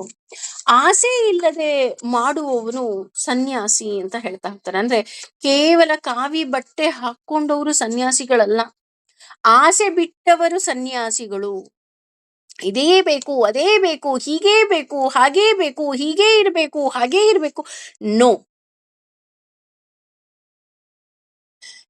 ಈ ಕೆಲವು ಕಾವಿ ಹಾಕೊಂಡವರು ಸಹ ಹೇಗಾಗೋಗ್ಬಿಟ್ಟಿದ್ದಾರೆ ಅಂತ ಅಂದ್ರೆ, ನಾನು ಈ ಪೂಜೆ ಪುನಸ್ಕಾರವನ್ನ ಮಾಡಿದ್ರೆ ನಮ್ಮ ಆಶ್ರಮಕ್ಕೆ ಇಷ್ಟು ದುಡ್ಡು ಬರುತ್ತೆ ಅಂತ ಲೆಕ್ಕ ಹಾಕ್ತಾರೆ ವಿನಃ ಯಾವುದೇ ರೀತಿಯಾದಂತಹ ಆಸೆ ಆಕಾಂಕ್ಷೆಗಳಿಲ್ಲದೆ ನಿಜಕ್ಕೂ ಸಹ ಮಾಡ್ತಾರ? ಯೋಚನೆ ಮಾಡಬೇಕು. ಹಾಗಾಗಿ ಇಲ್ಲಿ ಕಾವಿ ತೊಟ್ಟವರು ಸನ್ಯಾಸಿಗಳಲ್ಲ, ಆಸೆ ಬಿಟ್ಟವರು ಸನ್ಯಾಸಿ. ಭಗವಂತ ನಿನ್ನ ಸೇವೆಗಾಗಿ ನನ್ನನ್ನ ಆರಿಸ್ಕೊಂಡಿದ್ಯಾ ಅಂತ ಅನ್ನುವವರು ಸನ್ಯಾಸಿಗಳು ಅಂತ ಹೇಳ್ತಾ ಇದ್ದಾರೆ. ಯಾರು ಬೇಕಾದ್ರೂ ಸನ್ಯಾಸಿಗಳಾಗಬಹುದು. ಕಾವಿ ಬಟ್ಟೆ ಹಾಕೊಂಡವ್ರು ಮಾತ್ರ ಸನ್ಯಾಸಿಗಳಲ್ಲ. ರೇಷ್ಮೆ ಸೀರೆಯನ್ನ ಉಟ್ಟು, ಏನು ಒಡವೆ ವಸ್ತ್ರ ಎಲ್ಲವನ್ನ ಹಾಕೊಂಡು ಎಲ್ಲವನ್ನ ನಿಭಾಯಿಸ್ತಾ ಇರೋ ಒಂದು ಹೆಣ್ಣು ಸಹ ಸನ್ಯಾಸಿ ಆಗಬಹುದು. ಯಾವಾಗ? ಯಾವುದೇ ರೀತಿಯಾದಂತಹ ಆಸೆಗಳಿಲ್ಲದೆ. ರೇಷ್ಮೆ ಸೀರೆ ಕೊಟ್ರು ಅಷ್ಟೇ ಸುಖವಾಗಿರ್ತೀನಿ, ನೀನ್ 100 ರೂಪಾಯಿ ಕಾಟನ್ ಸೀರೆ ಕೊಟ್ರು ನಾನು ಅಷ್ಟೇ ಖುಷಿಯಾಗಿರ್ತೀನಿ, ನನಗೇನೂ ವ್ಯತ್ಯಾಸ ಆಗೋದಿಲ್ಲ. No difference at all. Because ನೀನ್ ನನ್ನಲ್ಲಿದ್ಯಾ, ನೀನು ನನ್ನಿಂದ ಕರ್ತವ್ಯವನ್ನ ಮಾಡಿಸ್ತಾ ಇದೀಯಾ ಅನ್ನುವಂತಹ ಪರಿಜ್ಞಾನ ನಮಗೆ ಇರ್ಬೇಕಾಗತ್ತೆ. ಹಾಗೆ ತ್ಯಾಗ ಅಂತ ಅಂದ್ರೆ ವಿಚರಣ ಅಂತಾರೆ. ವಿಚರಣ ಅಂತ ಅಂತ ಹೇಳಿದ್ರೆ ಇಲ್ಲಿ ಅವರು ಸಹ ಜ್ಞಾನಿಗಳೇ. ವಿಚಕ್ಷಣ ಅಂತ ಅಂದ್ರು ಸಹ ಜ್ಞಾನಿಗಳೇ. ಇವರು ತ್ಯಾಗದ ಬಗ್ಗೆ ಹೇಗೆ ವಿವರಣೆಯನ್ನ ಕೊಡ್ತಾರಪ್ಪ ಅಂತ ಅಂದ್ರೆ, ಕರ್ಮದಲ್ಲಿ ಫಲದ ಆಸೆ ಇರಬಾರ್ದು. ಎಲ್ಲ ವಿಷಯದಲ್ಲಿ ನಾವು ಏನೆಲ್ಲ ಕರ್ಮವನ್ನ ಮಾಡ್ತೀವಿ ಅದು ಕೇವಲ ದೇವರ ಖುಷಿಗಾಗಿ ಇರಬೇಕು. ಭಗವಂತ ಖುಷಿ ಪಡ್ತಾನೆ, ಅದಕ್ಕೋಸ್ಕರ ನಾನು ಈ ಕೆಲಸವನ್ನ ಮಾಡ್ತೀನಿ. ಅವನು ತುಂಬಾ ಖುಷಿ ಆಗ್ತಾನೆ ಕಣ್ರಿ ನಾನು ಈ ಕೆಲಸ ಮಾಡೋದ್ರಿಂದ, ಹಾಗಾಗಿ I am happy to do this. ನಾವ್ ಯಾವ್ದೋ ಒಂದು ನಮ್ಮ ತುಂಬಾ ಪ್ರೀತಿ ಪಾತ್ರರ ಮನೆಗೆ ಹೋಗ್ತೀವಿ ಅಂತ ಅನ್ಕೊಳ್ಳೋಣ. ಫಾರ್ ಎಕ್ಸಾಂಪಲ್, ನನ್ನ ಬೆಸ್ಟ್ ಫ್ರೆಂಡ್ ಮನೆಯಲ್ಲಿ ಇವತ್ತು ಅವರ ಮನೇಲಿ ಏನೋ ಒಂದು ಫಂಕ್ಷನ್ ಇದೆ, ನಾವು ಅವ್ರ ಮನೆಗೆ ಹೋಗ್ತೀವಿ ಅಂತ ಅನ್ಕೊಳ್ಳೋಣ. ಅವ್ರೇನಾದ್ರು ನಮಗೆ ಕೆಲಸ ಹೇಳ್ತಾರ ಮಾಡು ಅಂತ? ಏನಿಲ್ಲ, ನಾವೇ ಹೋಗ್ತೀವಿ, ನಮ್ಮ ಸ್ವ ಇಚ್ಛೆಯಿಂದ ಎಲ್ಲವನ್ನ ಕೆಲಸ ಮಾಡ್ತೀವಿ. ಯಾಕೆ ಅಂತಂದ್ರೆ ಅವಳಿಗೆ ಕಷ್ಟ ಆಗ್ಬಾರ್ದು ಗೊತ್ತಾ, ಇದನ್ನ ನೋಡಿದ ತಕ್ಷಣ ಅವಳಿಗೆ ಖುಷಿ ಆಗುತ್ತಬ್ಬಾ ನನ್ಗೆ ಈ ಕೆಲಸ ತಪ್ಪಿತು ಅಂತ, ಹಾಗಾಗಿ ನಾನು ಮಾಡ್ತಾ ಇದ್ದೀನಿ ಅಂದ್ರೆ ಜಸ್ಟ್ ನಿಮ್ಮ ಫ್ರೆಂಡಿಗೆ ಖುಷಿ ಆಗುತ್ತೆ ಅಂತ ಮಾಡ್ತೀವಿ ಅಲ್ವಾ. ಹಾಗೇನೆ ನಾವು ನಾವು ಮಾಡೋ ಎಲ್ಲ ಕೆಲಸದಿಂದ ಭಗವಂತನಿಗೆ ಖುಷಿ ಆಗುತ್ತೆ ಅಂತ ನಾವು ಮಾಡ್ಬೇಕಾಗತ್ತೆ. ಹಾಗೆ ತ್ಯಾಗ ಅಂತ ಅಂತ ಅಂದ್ರೆ ಯಾವುದೇ ರೀತಿಯಾದಂತಹ ಫಲದ ಅಪೇಕ್ಷೆ ಇರಬಾರ್ದು, ಹಾಗೆ ದೇವರಿಗೆ ಖುಷಿ ಆಗ್ಬೇಕು. ಹಾಗೇನೆ ಸನ್ಯಾಸ ಅಂತ ಅಂದ್ರೆ ಈಗ ಉದಾಹರಣೆ ಮಾಡದೇ ಇರೋದು ಸನ್ಯಾಸ ಆಗೋದಿಲ್ಲ ಅಂತ ಇಲ್ಲಿ ಹೇಳ್ತಾ ಹೋಗ್ತಾರೆ. ಹಾಗಿದ್ರೆ ಸನ್ಯಾ ತ್ಯಾಗಿಗಳಾಗ್ಬೇಕಾ ಅಥವಾ ಸನ್ಯಾಸಿಗಳಾಗ್ಬೇಕಾ ಅನ್ನೋದಿಕ್ಕೆ ಇನ್ನೂ ಸಹ ಉತ್ತಮವಾಗಿ ಇಲ್ಲಿ ಇನ್ನು ಮುಂದೆ ವಿವರಣೆಯನ್ನ ಕೊಡ್ತಾ ಹೋಗ್ತಾನೆ ಭಗವಂತ.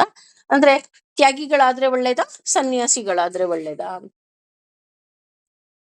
ತ್ಯಾಗಂ ತ್ಯಜಿಸಬೇಕಾದುದು, ದೋಷವತು ದೋಷದಂತೆ, ಇತಿ ಎಂದು, ಏಕೆ ಒಂದು ಗುಂಪಿನ ಕರ್ಮವನ್ನ ಪ್ರಾಹುಹು ಹೇಳುತ್ತಾರೆ ಮನೀಷಿಣ ಮಹಾಚಿಂತಕರು. ಯಜ್ಞ ದಾನ ತಪಃ ತಪಸ್ಸು ಕರ್ಮವನ್ನ ನ ತ್ಯಜಂ ಎಂದು ತ್ಯಜಿಸಬೇಕಾಗುವುದು ಇತಿ ಎಂದು ಚ ಮತ್ತು ಅಪರೆ ಅನ್ಯರು. ಅಂದ್ರೆ ಇಲ್ಲಿ ಭಗವಂತ ಎಲ್ಲ ಯಾಕೆ ಇಲ್ಲಿ ತುಂಬಾ ಡಿಫ್ರೆಂಟ್ ಆಗಿ ಹೇಳ್ತಾ ಇದ್ದಾನೆ ಅಂತ ಅಂದ್ರೆ, ನಿನಗೆ ಇನ್ನು ಏನೆಲ್ಲ ಗೊಂದಲಗಳಿದೆ ಅದು ತುಂಬಾ ಕ್ಲಿಯರ್ ಆಗಿ ನಿನಗೆ ತಿಳ್ಕೋ ಅಂತ. ಹಾಗೇನೆ ಇಲ್ಲಿ ಭಗವಂತ ಏನ್ ಹೇಳ್ತಾ ಇದ್ದಾನೆ ಅಂತಂದ್ರೆ, ತ್ಯಾಜ್ಯಂ ದೋಷ ವರ್ಧ ವದೀತೇಕ್ಷಂ. ಅಂದ್ರೆ ಕೆಲವರು ಏನ್ ಮಾಡ್ತಾರೆ ಅಂದ್ರೆ, ಕರ್ಮ ಮಾಡುವುದು ಅಂತ ಹೇಳೋದು ಹೇಗೆ ಅಂತ ಅಂದ್ರೆ ದೋಷ ಇದ್ದ ಹಾಗೆ, ಕರ್ಮ ಕೆಟ್ಟದ ಹಾಗಿದ್ರೆ ಅಂತ ಅಂದ್ರೆ ಇಲ್ಲ. ಇಲ್ಲಿ ಯಾವ ರೀತಿ ಇಲ್ಲಿ ಇದೇನಪ್ಪ ಇದು ಕರ್ಮ ಮಾಡಬಾರ್ದು ಅಂತ ಹೇಳ್ತಿದ್ದಾರೆ ಅಂತ ನಮಗ್ ಅನ್ಸುತ್ತೆ ಮೇಲ್ನೋಟಕ್ಕೆ. ಹಾಗೇನೆ ತ್ರಿವಿಧವಾದ ಕರ್ಮವನ್ನ ಮಾಡಬಾರ್ದು. ಅಂದ್ರೆ ತ್ರಿವಿಧವಾದ ಕರ್ಮ ಅಂತ ಅಂದ್ರೆ ನಾ ರಜೋಗುಣ, ತಮೋಗುಣ, ಸಾತ್ವಿಕ ಗುಣ. ಹಾಗಿದ್ರೆ ಮಾಡ್ಬೇಕಾ ಅಥವಾ ಮಾಡಬಾರ್ದಾ ಗೊಂದಲ ಆಗ್ತಾ ಇದೆಯಲ್ಲ. ನೀವೇನಿದು ಕರ್ಮ ಮಾಡಬಾರ್ದು ಅಂತ ಹೇಳ್ತಿದ್ದೀರಾ ಅಂತ ಅಂದ್ರೆ, ನೋಡಿ ಇಲ್ಲಿ ಜ್ಞಾನಿಗಳು ತುಂಬಾ ಚಿಂತಕರು ಇಲ್ಲಿ ಕರ್ಮ ಮಾಡಬಾರ್ದು ಅಂತ ಹೇಳ್ತಾ ಇದ್ದಾರೆ ಈ ಅರ್ಥದಲ್ಲಿ, ಅಂದ್ರೆ ಈ ಶ್ಲೋಕದ ಅರ್ಥದಲ್ಲಿ. ಅಂದ್ರೆ ಕರ್ಮ ಮಾಡಬಾರ್ದಾ, ನಮಗ್ ಗೊಂದಲ ಉಂಟು ಮಾಡ್ತಾ ಇದ್ದೀರಾ ಅಂದ್ರೆ ಇಲ್ಲ, ಗೊಂದಲ ಉಂಟು ಮಾಡ್ತಾ ಇಲ್ಲ. ಫಾರ್ ಎಕ್ಸಾಂಪಲ್, ಯಾವುದೋ ಒಂದು ಆಹಾರದ ಇಲ್ಲಿ ತುಂಬಾ ಡಿಶ್ಗಳಿದೆ ಅಂತ ಅನ್ಕೊಳ್ಳೋಣ. ಅಂದ್ರೆ ತುಂಬಾ ವಿವಿಧ ಬಗೆಯ ಆಹಾರಗಳಿದೆ, ಖಾದ್ಯಗಳಿದೆ. ಅದರಲ್ಲಿ ಯಾವುದೋ ಒಂದು ಆಹಾರಕ್ಕೆ ವಿಷ ಬಿದ್ದಿದೆ ಅಂತ ಅನ್ಕೊಳ್ಳೋಣ. ಆಗ ಏನಂತೀವಿ, ಈ ಆಹಾರವನ್ನ ಮಾತ್ರ ತಿನ್ಬೇಡಿ. ಫಾರ್ ಎಕ್ಸಾಂಪಲ್, ತುಂಬಾ ಕೋಲ್ಡ್ ಆಗಿದೆ, ಒಬ್ರು ಯಾರೋ ಒಬ್ರಿಗೆ ತುಂಬಾ ಕೋಲ್ಡ್ ಆಗಿದೆ. ನಾವು ಅವ್ರಿಗೆ ಏನ್ ಹೇಳ್ತೀವಿ, ನೀವು ಪ್ಲೀಸ್ ಫ್ರಿಡ್ಜ್ ಅಲ್ಲಿರೋ ನೀರ್ ಕುಡಿಬೇಡಿ, ಐಸ್ ಕ್ರೀಮ್ ತಿನ್ಬೇಡಿ ಅಂತ ಹೇಳ್ತೀವಿ. ಹಂಗಂದ್ರೆ ಎಲ್ರಿಗೂ ಇದು ಅಪ್ಲಿಕೇಬಲ್ ಇಲ್ಲ, ಎಲ್ರಿಗೂ ಅಪ್ಲಿಕೇಬಲ್ ಇಲ್ಲ. ಹಾಗೇನೆ ಇಲ್ಲಿ ದೋಷ ಇಲ್ಲದ ಹಾಗೆ ನಾವು ಕರ್ಮವನ್ನ ಮಾಡಬೇಕು ಅಂತ. ಅಂದ್ರೆ ಈಗ ವಿಷದ ಆಹಾರವನ್ನ ಬಿಡಬೇಕು ಅಂದ್ರೆ ಆಹಾರ ಬಿಡಬೇಕು ಅಂತ ಅಲ್ಲ, ವಿಷದ ಆಹಾರವನ್ನ ಮಾತ್ರ ಬಿಡಬೇಕು ಅಂತ ಅಲ್ವಾ. ಫಾರ್ ಎಕ್ಸಾಂಪಲ್, ಹಾಗಿದ್ರೆ ಅವ್ರ ಐಸ್ ಕ್ರೀಮ್ ತಿನ್ನೋ ಹಾಗೆ ಇಲ್ವಾ, ತಿನ್ಬೋದು, ಕೋಲ್ಡ್ ಹೋದ ಮೇಲೆ ತಿನ್ಬೋದು. ಹಾಗೆಯೇ ತುಂಬಾ ಈಗ ನನಗೆ ನೀನ್ ಅರ್ಥ ಆಗ್ತಿಲ್ಲ ಕೃಷ್ಣ, ನೀನ್ ಏನೇನ್ ಹೇಳ್ತಿದ್ಯಾ ಅಂತಾನೆ ನನ್ ತಲೆಗೆ ಹೋಗ್ಲಿಲ್ಲಪ್ಪ. ಇಲ್ಲಿ ನೋಡಿದ್ರೆ ಬಿಡ್ಬೇಕು ಅಂತಿದ್ಯಾ, ಬಿಡಬಾರ್ದು ಅಂತಿದ್ಯಾ, ಕರ್ಮ ಮಾಡ್ಬೇಡ ಅಂತ ಇದ್ಯಾ. ನೋಡು, ನನಗೆ ಜ್ಞಾನಿಗಳೇನಂತಾರೋ ಅಥವಾ ಚಿಂತಕರೇನಂತಾರೋ ಅಥವಾ ತಿಳಿದವ್ರು ಏನಂತಾರೋ ನನಗ್ ಬೇಡ. ಏಕೆ ಅಂತಂದ್ರೆ, ಈಗ ಒಂದು 50 ಜನ ಹೆಣ್ಣನ್ನೋ ಗಂಡನೋ ನೋಡಕ್ ಹೋಗಿದೀವಿ ಅಂತ ಅಂದ್ರೆ, ಆ ಹೆಣ್ಣು ಅಪ್ಪನ ಬಳಿ ಹೋಗಿ ಕೇಳ್ತಾಳ, ಅಪ್ಪ ನನಗೆ ಅವ್ರ 50 ಜನ ಏನ್ ಹೇಳ್ತಾರೋ ನನಗ್ ಗೊತ್ತಿಲ್ಲ, ನಿನಗ್ ಇಷ್ಟ ಆದ್ರ ಅವರು ನನ್ ಮದ್ವೆ ಮಾಡ್ಕೋಬಹುದಾ ಅಂತ ಕೇಳ್ತಾರೆ. ಯಾಕೆ ಅಂತ ಅಂದ್ರೆ ಅವ್ರ ಮೇಲೆ ತುಂಬಾ ನಂಬಿಕೆ. ಈಗ ಅಪ್ಪ ಹೂ ಅಂದ್ರೆ ಆ ಹುಡುಗಿ ಒಪ್ಕೊಳ್ಳುತ್ತೆ, ಆ ತರ ಸಿಚುವೇಶನ್ ಅಂತ ಅನ್ಕೊಳ್ಳೋಣ. ಹಾಗೆ ಇಲ್ಲಿ ಅರ್ಜುನನ್ಗೂ ಹಾಗೇನೆ, ನೋಡು ಅವ್ರು ಹಾಗೆ ಹೇಳ್ತಾರೆ, ಇವ್ರು ಹೀಗೆ ಹೇಳ್ತಾರೆ, ಇವ್ರು ಕರ್ಮ ಮಾಡ್ಬೇಡ ಅಂತ ಅಂದ್ರೆ ದೋಷ ಇಲ್ದೇ ಇರೋದು ಅಂತ ಏನೋ ಹೇಳ್ತಿದ್ದಾರೆ. ನಂಗೆ ಅದೆಲ್ಲ ನನಗ್ ಗೊತ್ತಿಲ್ಲ. ಈಗ ನೀನೇ ನನಗೆ ಕರೆಕ್ಟ್ ಆಗಿ ಹೇಳೋ, ನಾನು ಯಾವ ತರ ಇರ್ಬೇಕು, ಯಾವ ತರ ಇರ್ಬಾರ್ದು. ಯಾಕೆಂದ್ರೆ ನನಗೆ ನಿನ್ನ ಮೇಲ್ ಬಿಟ್ರೆ ನನಗ್ ಬೇರೆ ಯಾರ ಮೇಲೂ ನಂಬಿಕೆ ಇಲ್ಲಪ್ಪ. ಈಗ ನನಗೀಗ 17 ಅಧ್ಯಾಯ ಕೇಳದ್ಮೇಲೆ ನನಗೀಗ ಇನ್ನೂ 100% ನಾನು ನಿನ್ನಲ್ಲಿ ಶರಣಾಗ್ಬಿಟ್ಟಿದ್ದೀನಿ. ಈಗ ನೀನ್ ಕರೆಕ್ಟ್ ಆಗಿ ಹೇಳು, ಯಾವ್ದು ಮಾಡ್ಬೇಕು ಯಾವ್ದು ಮಾಡ್ಬಾರ್ದು ಅಂತ. ಅದಕ್ಕೆ ಭಗವಂತ ಇನ್ನೂ ತುಂಬಾ ಚೆನ್ನಾಗಿ ಹೇಳ್ತಾ ಹೋಗ್ತಾನೆ. ನಿಶ್ವಯಂ ನಿರ್ಧಾರವನ್ನು ಶೃಣು ಕೇಳು ಮೇ ನನ್ನಿಂದ, ತತ್ರ ಅಲ್ಲಿ ತ್ಯಾಗೆ ತ್ಯಾಗದ ವಿಚಾರದಲ್ಲಿ, ಭರತ ಸುತಂ ಭರತ ಶ್ರೇಷ್ಠನೇ, ತ್ಯಾಗವು ಹೀ ಖಂಡಿತವಾಗಿಯೂ, ಪುರುಷ ವ್ಯಾಘ್ರನೇ ತ್ರಿವಿಧ ಮೂರು ಬಗೆಯದ್ದು, ಸಂಪ್ರಕೀರ್ತನ ಘೋಷಿಸಲಾಗಿದೆ. ಅಂದ್ರೆ ಅಷ್ಟೊಂದೆಲ್ಲ ಯೋಚನೆ ಮಾಡ್ಬಿಡ, ನೀನು ಭರತ ಸುತ ಅಂದ್ರೆ ಭರತ ವಂಶದಲ್ಲೇ ಶ್ರೇಷ್ಠನಾಗಿರುವವನು. ನಿಶ್ಚಯಂ ಖಚಿತವಾದ ಮಾತನ್ನ ನಾನು ನಿನಗೆ ಹೇಳ್ತಾ ಇದ್ದೀನಿ. ಇವಾಗ ನಾನೇನ್ ಹೇಳ್ತಿದ್ದೀನಿ ಇದನ್ನ ನಾನು ನಿಂಗೆ ಕ್ಲಿಯರ್ ಕಟ್ ಆಗಿ ಹೇಳ್ತಾ ಇದ್ದೀನಿ. ಪುರುಷ ವ್ಯಾಘ್ರ ಅಂತ ಅರ್ಜುನನಿಗೆ ಬಳಸ್ತಾ ಇದ್ದಾನೆ. ಪುರುಷ ವ್ಯಾಘ್ರ ಅಂತ ಅಂದ್ರೆ ಪುರುಷರಲ್ಲೇ ಶ್ರೇಷ್ಠವಾಗಿರುವವನೇ. ಇದು ಕೇವಲ ಅರ್ಜುನನಿಗೆ ಹೇಳ್ತಾ ಇರೋ ಮಾತಲ್ಲ. ಯಾರೆಲ್ಲ ನಾವು ಭಗವದ್ಗೀತೆಯನ್ನ ಕೇಳ್ತಾ ಇದ್ದೀವಿ, ತಿಳ್ಕೊಳ್ತಾ ಇದ್ದೀವಿ, ಅವರೆಲ್ಲರಿಗೂ ಹೇಳ್ತಾ ಇದ್ದಾನೆ, ನಾವೆಲ್ಲರೂ ಸಹ ಶ್ರೇಷ್ಠರು ಅಂತ. ಹಿ ಈಸ್ ಸೋ ಸ್ವೀಟ್ ಅಲ್ವಾ? ಅಂದ್ರೆ ಯಾಕೆ ಇಲ್ಲಿ ಶ್ರೇಷ್ಠರು ಅಂತ ಹೇಳ್ತಿದ್ದಾರೆ ಅಂದ್ರೆ ಇದಕ್ಕೆ 2 ಕಾರಣ. ಒಂದು, ಭಗವದ್ಗೀತೆಯ ಇಷ್ಟೊಂದು ಸುದೀರ್ಘವಾದ ಅರ್ಥವನ್ನ ತಿಳ್ಕೊಂಡಿದೀವಿ. ಅದಕ್ಕಿಂತ ಹೆಚ್ಚಾಗಿ ಕೇವಲ ಕೃಷ್ಣ ಅಂತ ಅನ್ನೋದಕ್ಕೆ ಜನ್ಮ ಜನ್ಮಗಳ ಪಾಪ ಕಳೆದಿರ್ಬೇಕಂತೆ. ಇನ್ನು ಭಗವದ್ಗೀತೆಯ ಅರ್ಥಗಳನ್ನ ತಿಳ್ಕೊಳ್ತಾ ಇದೀವಿ ಅಂದ್ರೆ ಎಷ್ಟು ಜನ್ಮದ ಪಾಪ ಕಳೆದಿರ್ಬೇಕಲ್ವಾ? ಹಾಗಾಗಿ ಇಲ್ಲಿ ಅರ್ಜುನನ ಅರ್ಜುನನಿಗೆ ಹೇಳೋದ್ರ ಜೊತೆಗೆ ನಾವು ಯಾರೆಲ್ಲ ಕೇಳ್ತಿದೀವಿ ಅವ್ರಿಗೆಲ್ರಿಗೂ ಹೇಳ್ತಾ ಇದ್ದಾನೆ. ತ್ಯಾಗ, ತ್ಯಾಗದಲ್ಲಿ 3 ರೀತಿ ಇರುತ್ತೆ. ನಮ್ಮೆಲ್ರಿಗೂ ಗೊತ್ತು: ರಜೋಗುಣ, ತಮೋಗುಣ, ಸಾತ್ವಿಕ ಗುಣ. ಈ 3ರನ್ನು ಸಹ ನೀನು ಬಿಡಬೇಕು. ಅಂದ್ರೆ ರಜೋಗುಣ, ತಮೋಗುಣ, ಸಾತ್ವಿಕ ಗುಣ, ಈ 3ನ್ನ ನೀನು ಬಿಡಬೇಕು. ಈಗ ನಿನಗ್ ಮೇಲೆ ಅರ್ಥ ಆಗ್ಲಿಲ್ಲ ಅಲ್ವಾ? ಈಗ ನಾನು ನಿನಗೆ ನೀಟಾಗಿ ಹೇಳ್ತಾ ಇದ್ದೀನಿ. ಈ ನೀನು ಮುಖ್ಯವಾಗಿ ತ್ಯಾಗ ಅಂದ್ರೆ ರಜೋಗುಣ, ತಮೋಗುಣ, ಸಾತ್ವಿಕ ಗುಣ, ಈ 3ನ್ನ ಬಿಡ್ಬೇಕು. ಆದ್ರೆ ಇನ್ನು 3 ಅದನ್ನ ನೀನು ಬಿಡಬಾರ್ದು ಅಂತ ಹೇಳ್ತಾನೆ. ಆ 3 ಯಾವ್ದಪ್ಪ ಅಂತ ಎಷ್ಟು ಸುಂದರವಾಗಿ ಹೇಳ್ತಾನೆ ಅಂತ ಅಂದ್ರೆ, ಯಜ್ಞ, ಯಜ್ಞ, ದಾನ, ದಾನ, ತಪಸ್ಸು, ತಪಸ್ಸು, ಕರ್ಮ, ಕರ್ಮಗಳು, ನ ತ್ಯಜಂ, ಎಂದಿಗೂ ತ್ಯಜಿಸಬಾರದು. ಕರ್ಮಂ, ಪಡಲೇಬೇಕು. ಏವಂ, ಖಂಡಿತವಾಗಿಯೂ. ತತ್, ಅದು. ಯಜ್ಞ, ಯಜ್ಞವು. ದಾನಂ, ದಾನವು. ತಪಃ, ತಪಸ್ಸು. ಚ, ಕೂಡ. ಏವ, ಖಂಡಿತವಾಗಿಯೂ. ಪಾವನಾನಿ, ಶುದ್ಧಿ ಕರಣಗಳು. ಮನೀಷಿಣಾಂ, ಮಹತ್ ಮಹತ್ತರಿಂದ ಕೂಡ. ಅಂದ್ರೆ ನಾನು ಆಗ್ಲೇ ಹೇಳಿದ ಹಾಗೆ, ಹಿಂದಿನ ಶ್ಲೋಕದಲ್ಲಿ ಹೇಳ್ದ ರಜೋಗುಣ, ಸಮೋಗುಣ, ಸಾತ್ವಿಕ ಗುಣ, ಈ 3ನ್ನ ಬಿಡಬೇಕು. ಆದ್ರೆ ನೀನು 3ನ್ನ ಬಿಡಬಾರ್ದು. ಯಾವುದು ಬಿಡಬಾರ್ದಪ್ಪ ಅಂದ್ರೆ ಯಜ್ಞ, ದಾನ, ತಪಸ್ಸು. ನೀನು ಯಾವುದ್ರಲ್ಲಾದ್ರೂ ಇರು, ಏನಾದ್ರೂ ಮಾಡು, ನೋಡು, ನೀನು ಈ 3ನ್ನ ಮಾತ್ರ ಯಾವತ್ತು ಈ ಈ ಎಕ್ಸ್ಪೆಷಲಿ ಈ ಶ್ಲೋಕ ಏನಿದೆ ಇದನ್ನ ನಾವು ಒಂದು ಸ್ಟಾರ್ ಮಾರ್ಕ್ ಹಾಕಿ ಇಟ್ಕೋಬೇಕು ಕಣ್ರೆ. ಯಾಕೆ ಸ್ಟಾರ್ ಮಾರ್ಕ್ ಹಾಕಿ ಇಟ್ಕೋಬೇಕಪ್ಪ ಅಂತ ಅಂದ್ರೆ, ನಮಗೆ ಭಗವಂತ ಕ್ಲಿಯರ್ ಕಟ್ ಆಗಿ ಹೇಳ್ತಿದ್ದಾನೆ, ನೀನು ಇದನ್ನ ಮಾಡ್ಲೇಬೇಕು. ಯಾವುದು? ಯಜ್ಞ, ದಾನ, ತಪಸ್ಸು, ಇದು ಬಿಡಬಾರದು. ಕರ್ಮ ಮೇವ ವಿತು, ಯು ಹ್ಯಾವ್ ಟು ಡೂ. ನೀನ್ ಮಾಡ್ಲೇಬೇಕು. ಯು ಮಸ್ಟ್ ಅಂತಾರಲ್ಲ, ನೀನ್ ಮಾಡ್ಲೇಬೇಕು. ನೀನ್ ಮಾಡ್ಲಿಲ್ಲ ಅಂದ್ರೆ ಆಗಲ್ಲ, ನೀನ್ ಮಾಡ್ಲೇಬೇಕು. ಯಾಕೆ ಅಂತ ಅಂದ್ರೆ, ಬಿಕಾಸ್ ಪಾಪದಿಂದ ಪವಿತ್ರಗೊಳ್ಳುವುದಕ್ಕೋಸ್ಕರ. ಈಗ ನನ್ನ ದೇಹದಲ್ಲಿ ನಾನು ತುಂಬಾ ಪಾಪಗಳನ್ನ ಮಾಡ್ಬಿಟ್ಟಿದ್ದೀನಿ, ನನ್ನ ಮನಸ್ಸಿನಲ್ಲಿ ಪಾವಿತ್ರತೆ ಇಲ್ಲ. ದಿನ ಶುದ್ಧ ಮಾಡ್ಕೊಂಡ್ರು ಅದ್ ಗಲೀಜ್ ಮಾಡ್ಕೊಂಡ್ ಬಂದ್ಬಿಡತ್ತಪ್ಪ. ಈಗ ಉದಾಹರಣೆ, ಮನೆ ಒಂದು ನಾಯಿ ಸಾಕಿದೀವಿ ಅಂತ ಅನ್ಕೊಳ್ಳೋಣ. ಆ ನಾಯಿಗೆ ನಾನು ಪ್ರತಿನಿತ್ಯ ಸ್ನಾನ ಮಾಡಿಸಿ ಬಿಡ್ತೀನಿ, ಅದು ರೋಡಲ್ಲಿ ಹೋಗುತ್ತೆ, ಮತ್ತೆ ಗಲೀಜು ಮಾಡ್ಕೊಳತ್ತೆ, ಬರುತ್ತೆ ಅಲ್ವಾ? ಏನ್ ಮಾಡೋದು? ತುಂಬಾ ಕಷ್ಟ ಕಣ್ರಿ. ಅದಕ್ಕಿಂತ ಕಷ್ಟ ಈ ಮನಸ್ಸನ್ನ ಹತೋಟಿಗೆ ತಗೊಳ್ಳೋದು. ಈಗ ಭಗವದ್ಗೀತೆ ಕೇಳ್ತಾ ಇದ್ದೀನಿ, ಕೂತ್ಕೊಂಡು ಆ ಮನ್ಸನ್ನ ಹೊರಗಡೆ ತೆಗೆದು ಸೋಪು, ಶಾಂಪು ಎಲ್ಲ ಹಾಕಿ ಉಜ್ಜಿ ಉಜ್ಜಿ ಉಜ್ಜಿ ಉಜ್ಜಿ ಸ್ನಾನ ಮಾಡಿಸ್ತಿದ್ರು ಸಹ ಅದು ಇನ್ನೆಲ್ಲೋ ಹೋಗುತ್ತೆ, ಗಲೀಜ್ ಮಾಡ್ಕೊಳತ್ತೆ, ಬರುತ್ತೆ, ಮತ್ತೆ ಬಂದಳತ್ತೆ ನನಗ್ ಬೇಕು ಅಂತ ಅಲ್ವಾ?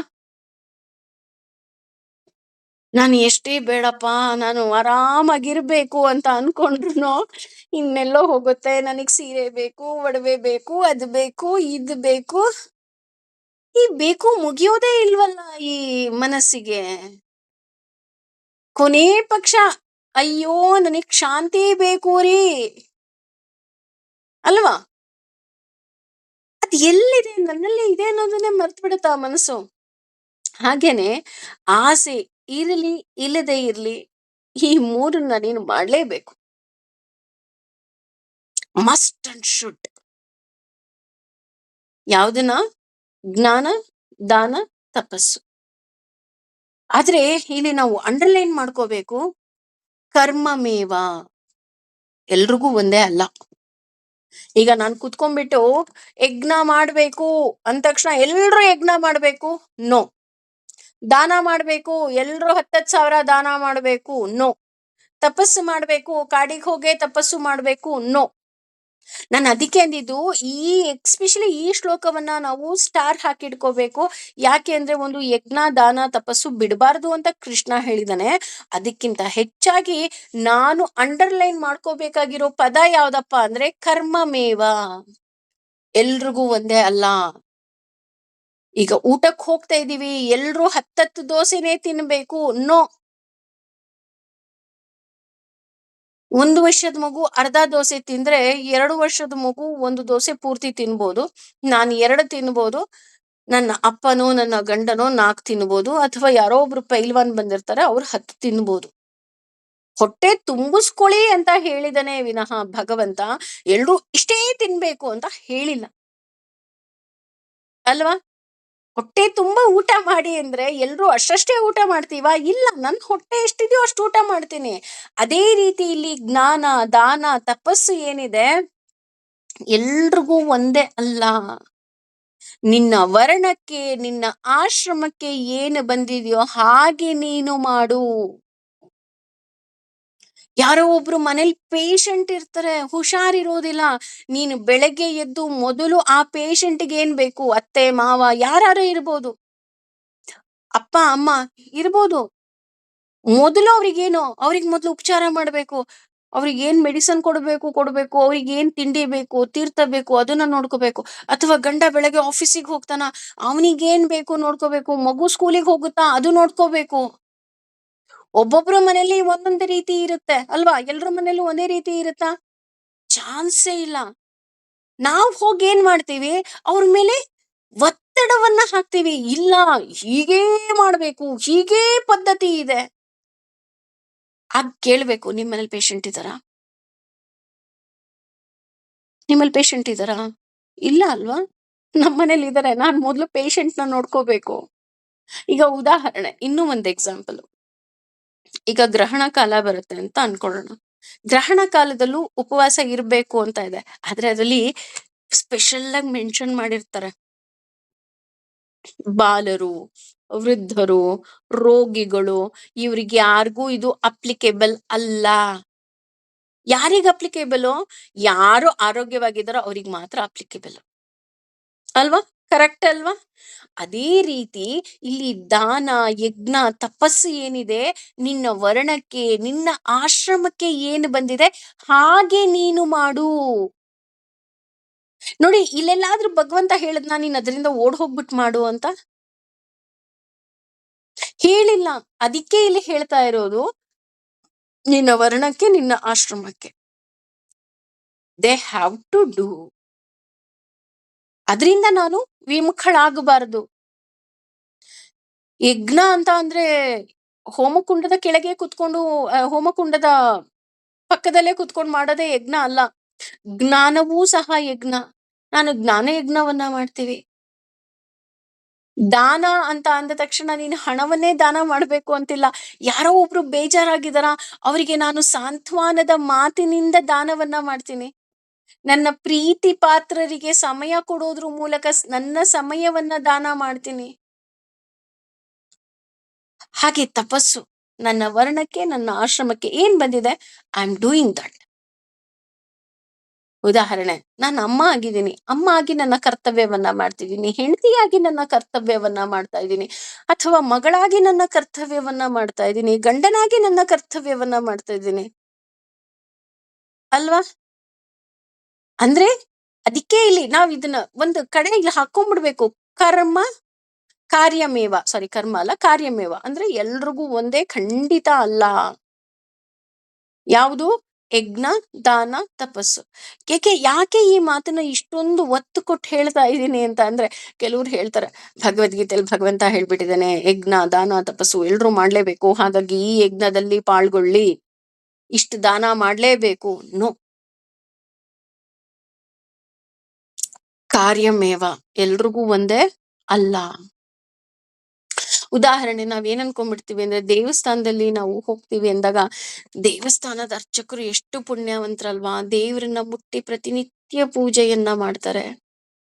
ನನ್ಗ ಅದೃಷ್ಟ ಇಲ್ಲ, ಹಾಗಾಗಿ ನಾನು ದೇವಸ್ಥಾನವನ್ನ ಸ್ವಚ್ಛ ಮಾಡ್ತಾ ಇದ್ದೀನಿ ಅಷ್ಟೇ ಅಂತ ಬೇಜಾರು ಮಾಡ್ಕೊಂತಾರೆ ಕೆಲವರು.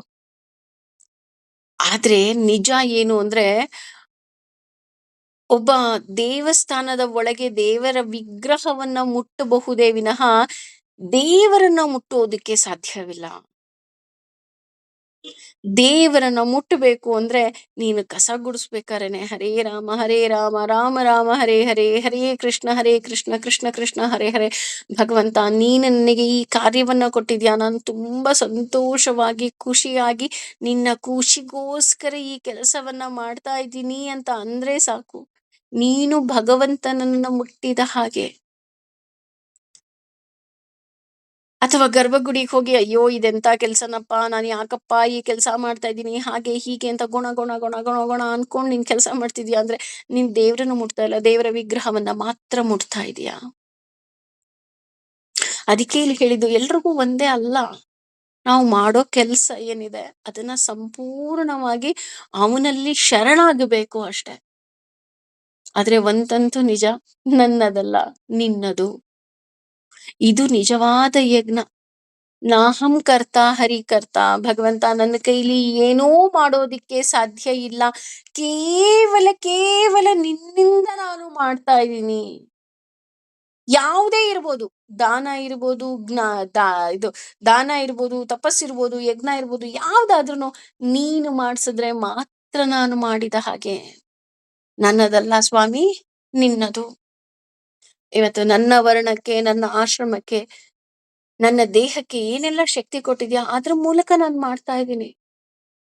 18 ವರ್ಷದ ಹುಡುಗಿ ಕೆಲಸ ಮಾಡಿದ ಹಾಗೆ 60 ವರ್ಷದ ಮುದುಕಿ ಕೆಲಸ ಮಾಡೋದಿಕ್ಕೆ ಆಗೋದಿಲ್ಲ ಅಲ್ವಾ? ಆಗತ್ತಾ? ಆದ್ರೆ ಅದಕ್ಕೆ ಇಲ್ಲಿ ಹೇಳಿದ್ದು, ವರ್ಣ ಆಶ್ರಮ ಎರಡೂ ಇನ್ಕ್ಲೂಡ್ ಆಗ್ತಾ ಹೋಗುತ್ತೆ. ಅದಕ್ಕೆ ತಕ್ಕ ಹಾಗೆ ನಾವು ನಡ್ಕೋಬೇಕಾಗತ್ತೆ. ಒಳ್ಳೆ ಮಾತಿನಿಂದ ಮಾತಾಡೋದು ದಾನ ಇದ್ದ ಹಾಗೆ, ಒಬ್ಬರಿಗೆ ಸಾಂತ್ವನ ಹೇಳೋದು, ಒಬ್ಬರಿಗೆ ಸಮಾಧಾನ ಮಾಡೋದು. ನೀನು ಕೇವಲ ಹಣದಿಂದಲೇ ಎಲ್ಲ ಅಂತ ಅನ್ಕೋಬೇಡ. ಅಥವಾ ದೇವರ ವಿಗ್ರಹವನ್ನ ಮುಟ್ಟಿದವರು ಮಾತ್ರ ದೇವರ ಪೂಜೆಯನ್ನ ಮಾಡ್ತಿದ್ದಾರೆ ಅಂತ ಅನ್ಕೋಬೇಡ. ಆ ದೇವರ ವಿಗ್ರಹಕ್ಕೆ ಏನೆಲ್ಲ ಬೇಕೋ ಅದಕ್ಕೆ ನೀನು ಒಂದು ಹೂವು ಕಟ್ತಾ ಇದೀಯಾ ಅಂದ್ರೂ ಅದೂ ನಿನಗೆ ಪುಣ್ಯನೇ. ನೀನು ದೇವರನ್ನ ಮುಟ್ತಾ ಇದೀಯಾ.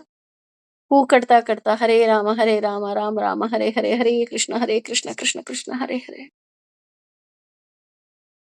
ಅಲ್ವಾ? ಯೋಚನೆ ಮಾಡಿ. ಆದ್ರೆ ಭಗವಂತ ಹೇಳಿರೋದು ಒಂದೇ, ಜ್ಞಾನ, ದಾನ, ತಪಸ್ಸು. ಇದು ಮೂರನ್ನ ನೀನು ಮಾಡ್ಲೇಬೇಕು. ಹೇಗ್ ಮಾಡ್ಬೇಕು? ಕಾರ್ಯಮೇವ. ಎಲ್ರಿಗೂ ಒಂದೇ ಅಲ್ಲ, ನಿನ್ನ ವರ್ಣಕ್ಕೆ, ನಿನ್ನ ಆಶ್ರಮಕ್ಕೆ ಹೇಗ್ ಬಂದಿದೆ ಹಾಗೆ ನೀನು ಮಾಡಬೇಕು. ಮಾಡಬೇಕಾದ್ರೆ ಯಾವುದೇ ಕಾರ್ಯ ಮಾಡ್ಲಿ ನನ್ನದಲ್ಲ ನಿನ್ನದು ಸ್ವಾಮಿ. ತುಂಬಾ ಚೆನ್ನಾಗಿದೆ. ಆದ್ರೆ ಸಮಯ ಹೋಗ್ತಾ ಇರೋದೇ ಗೊತ್ತಾಗ್ತಾ ಇಲ್ಲ.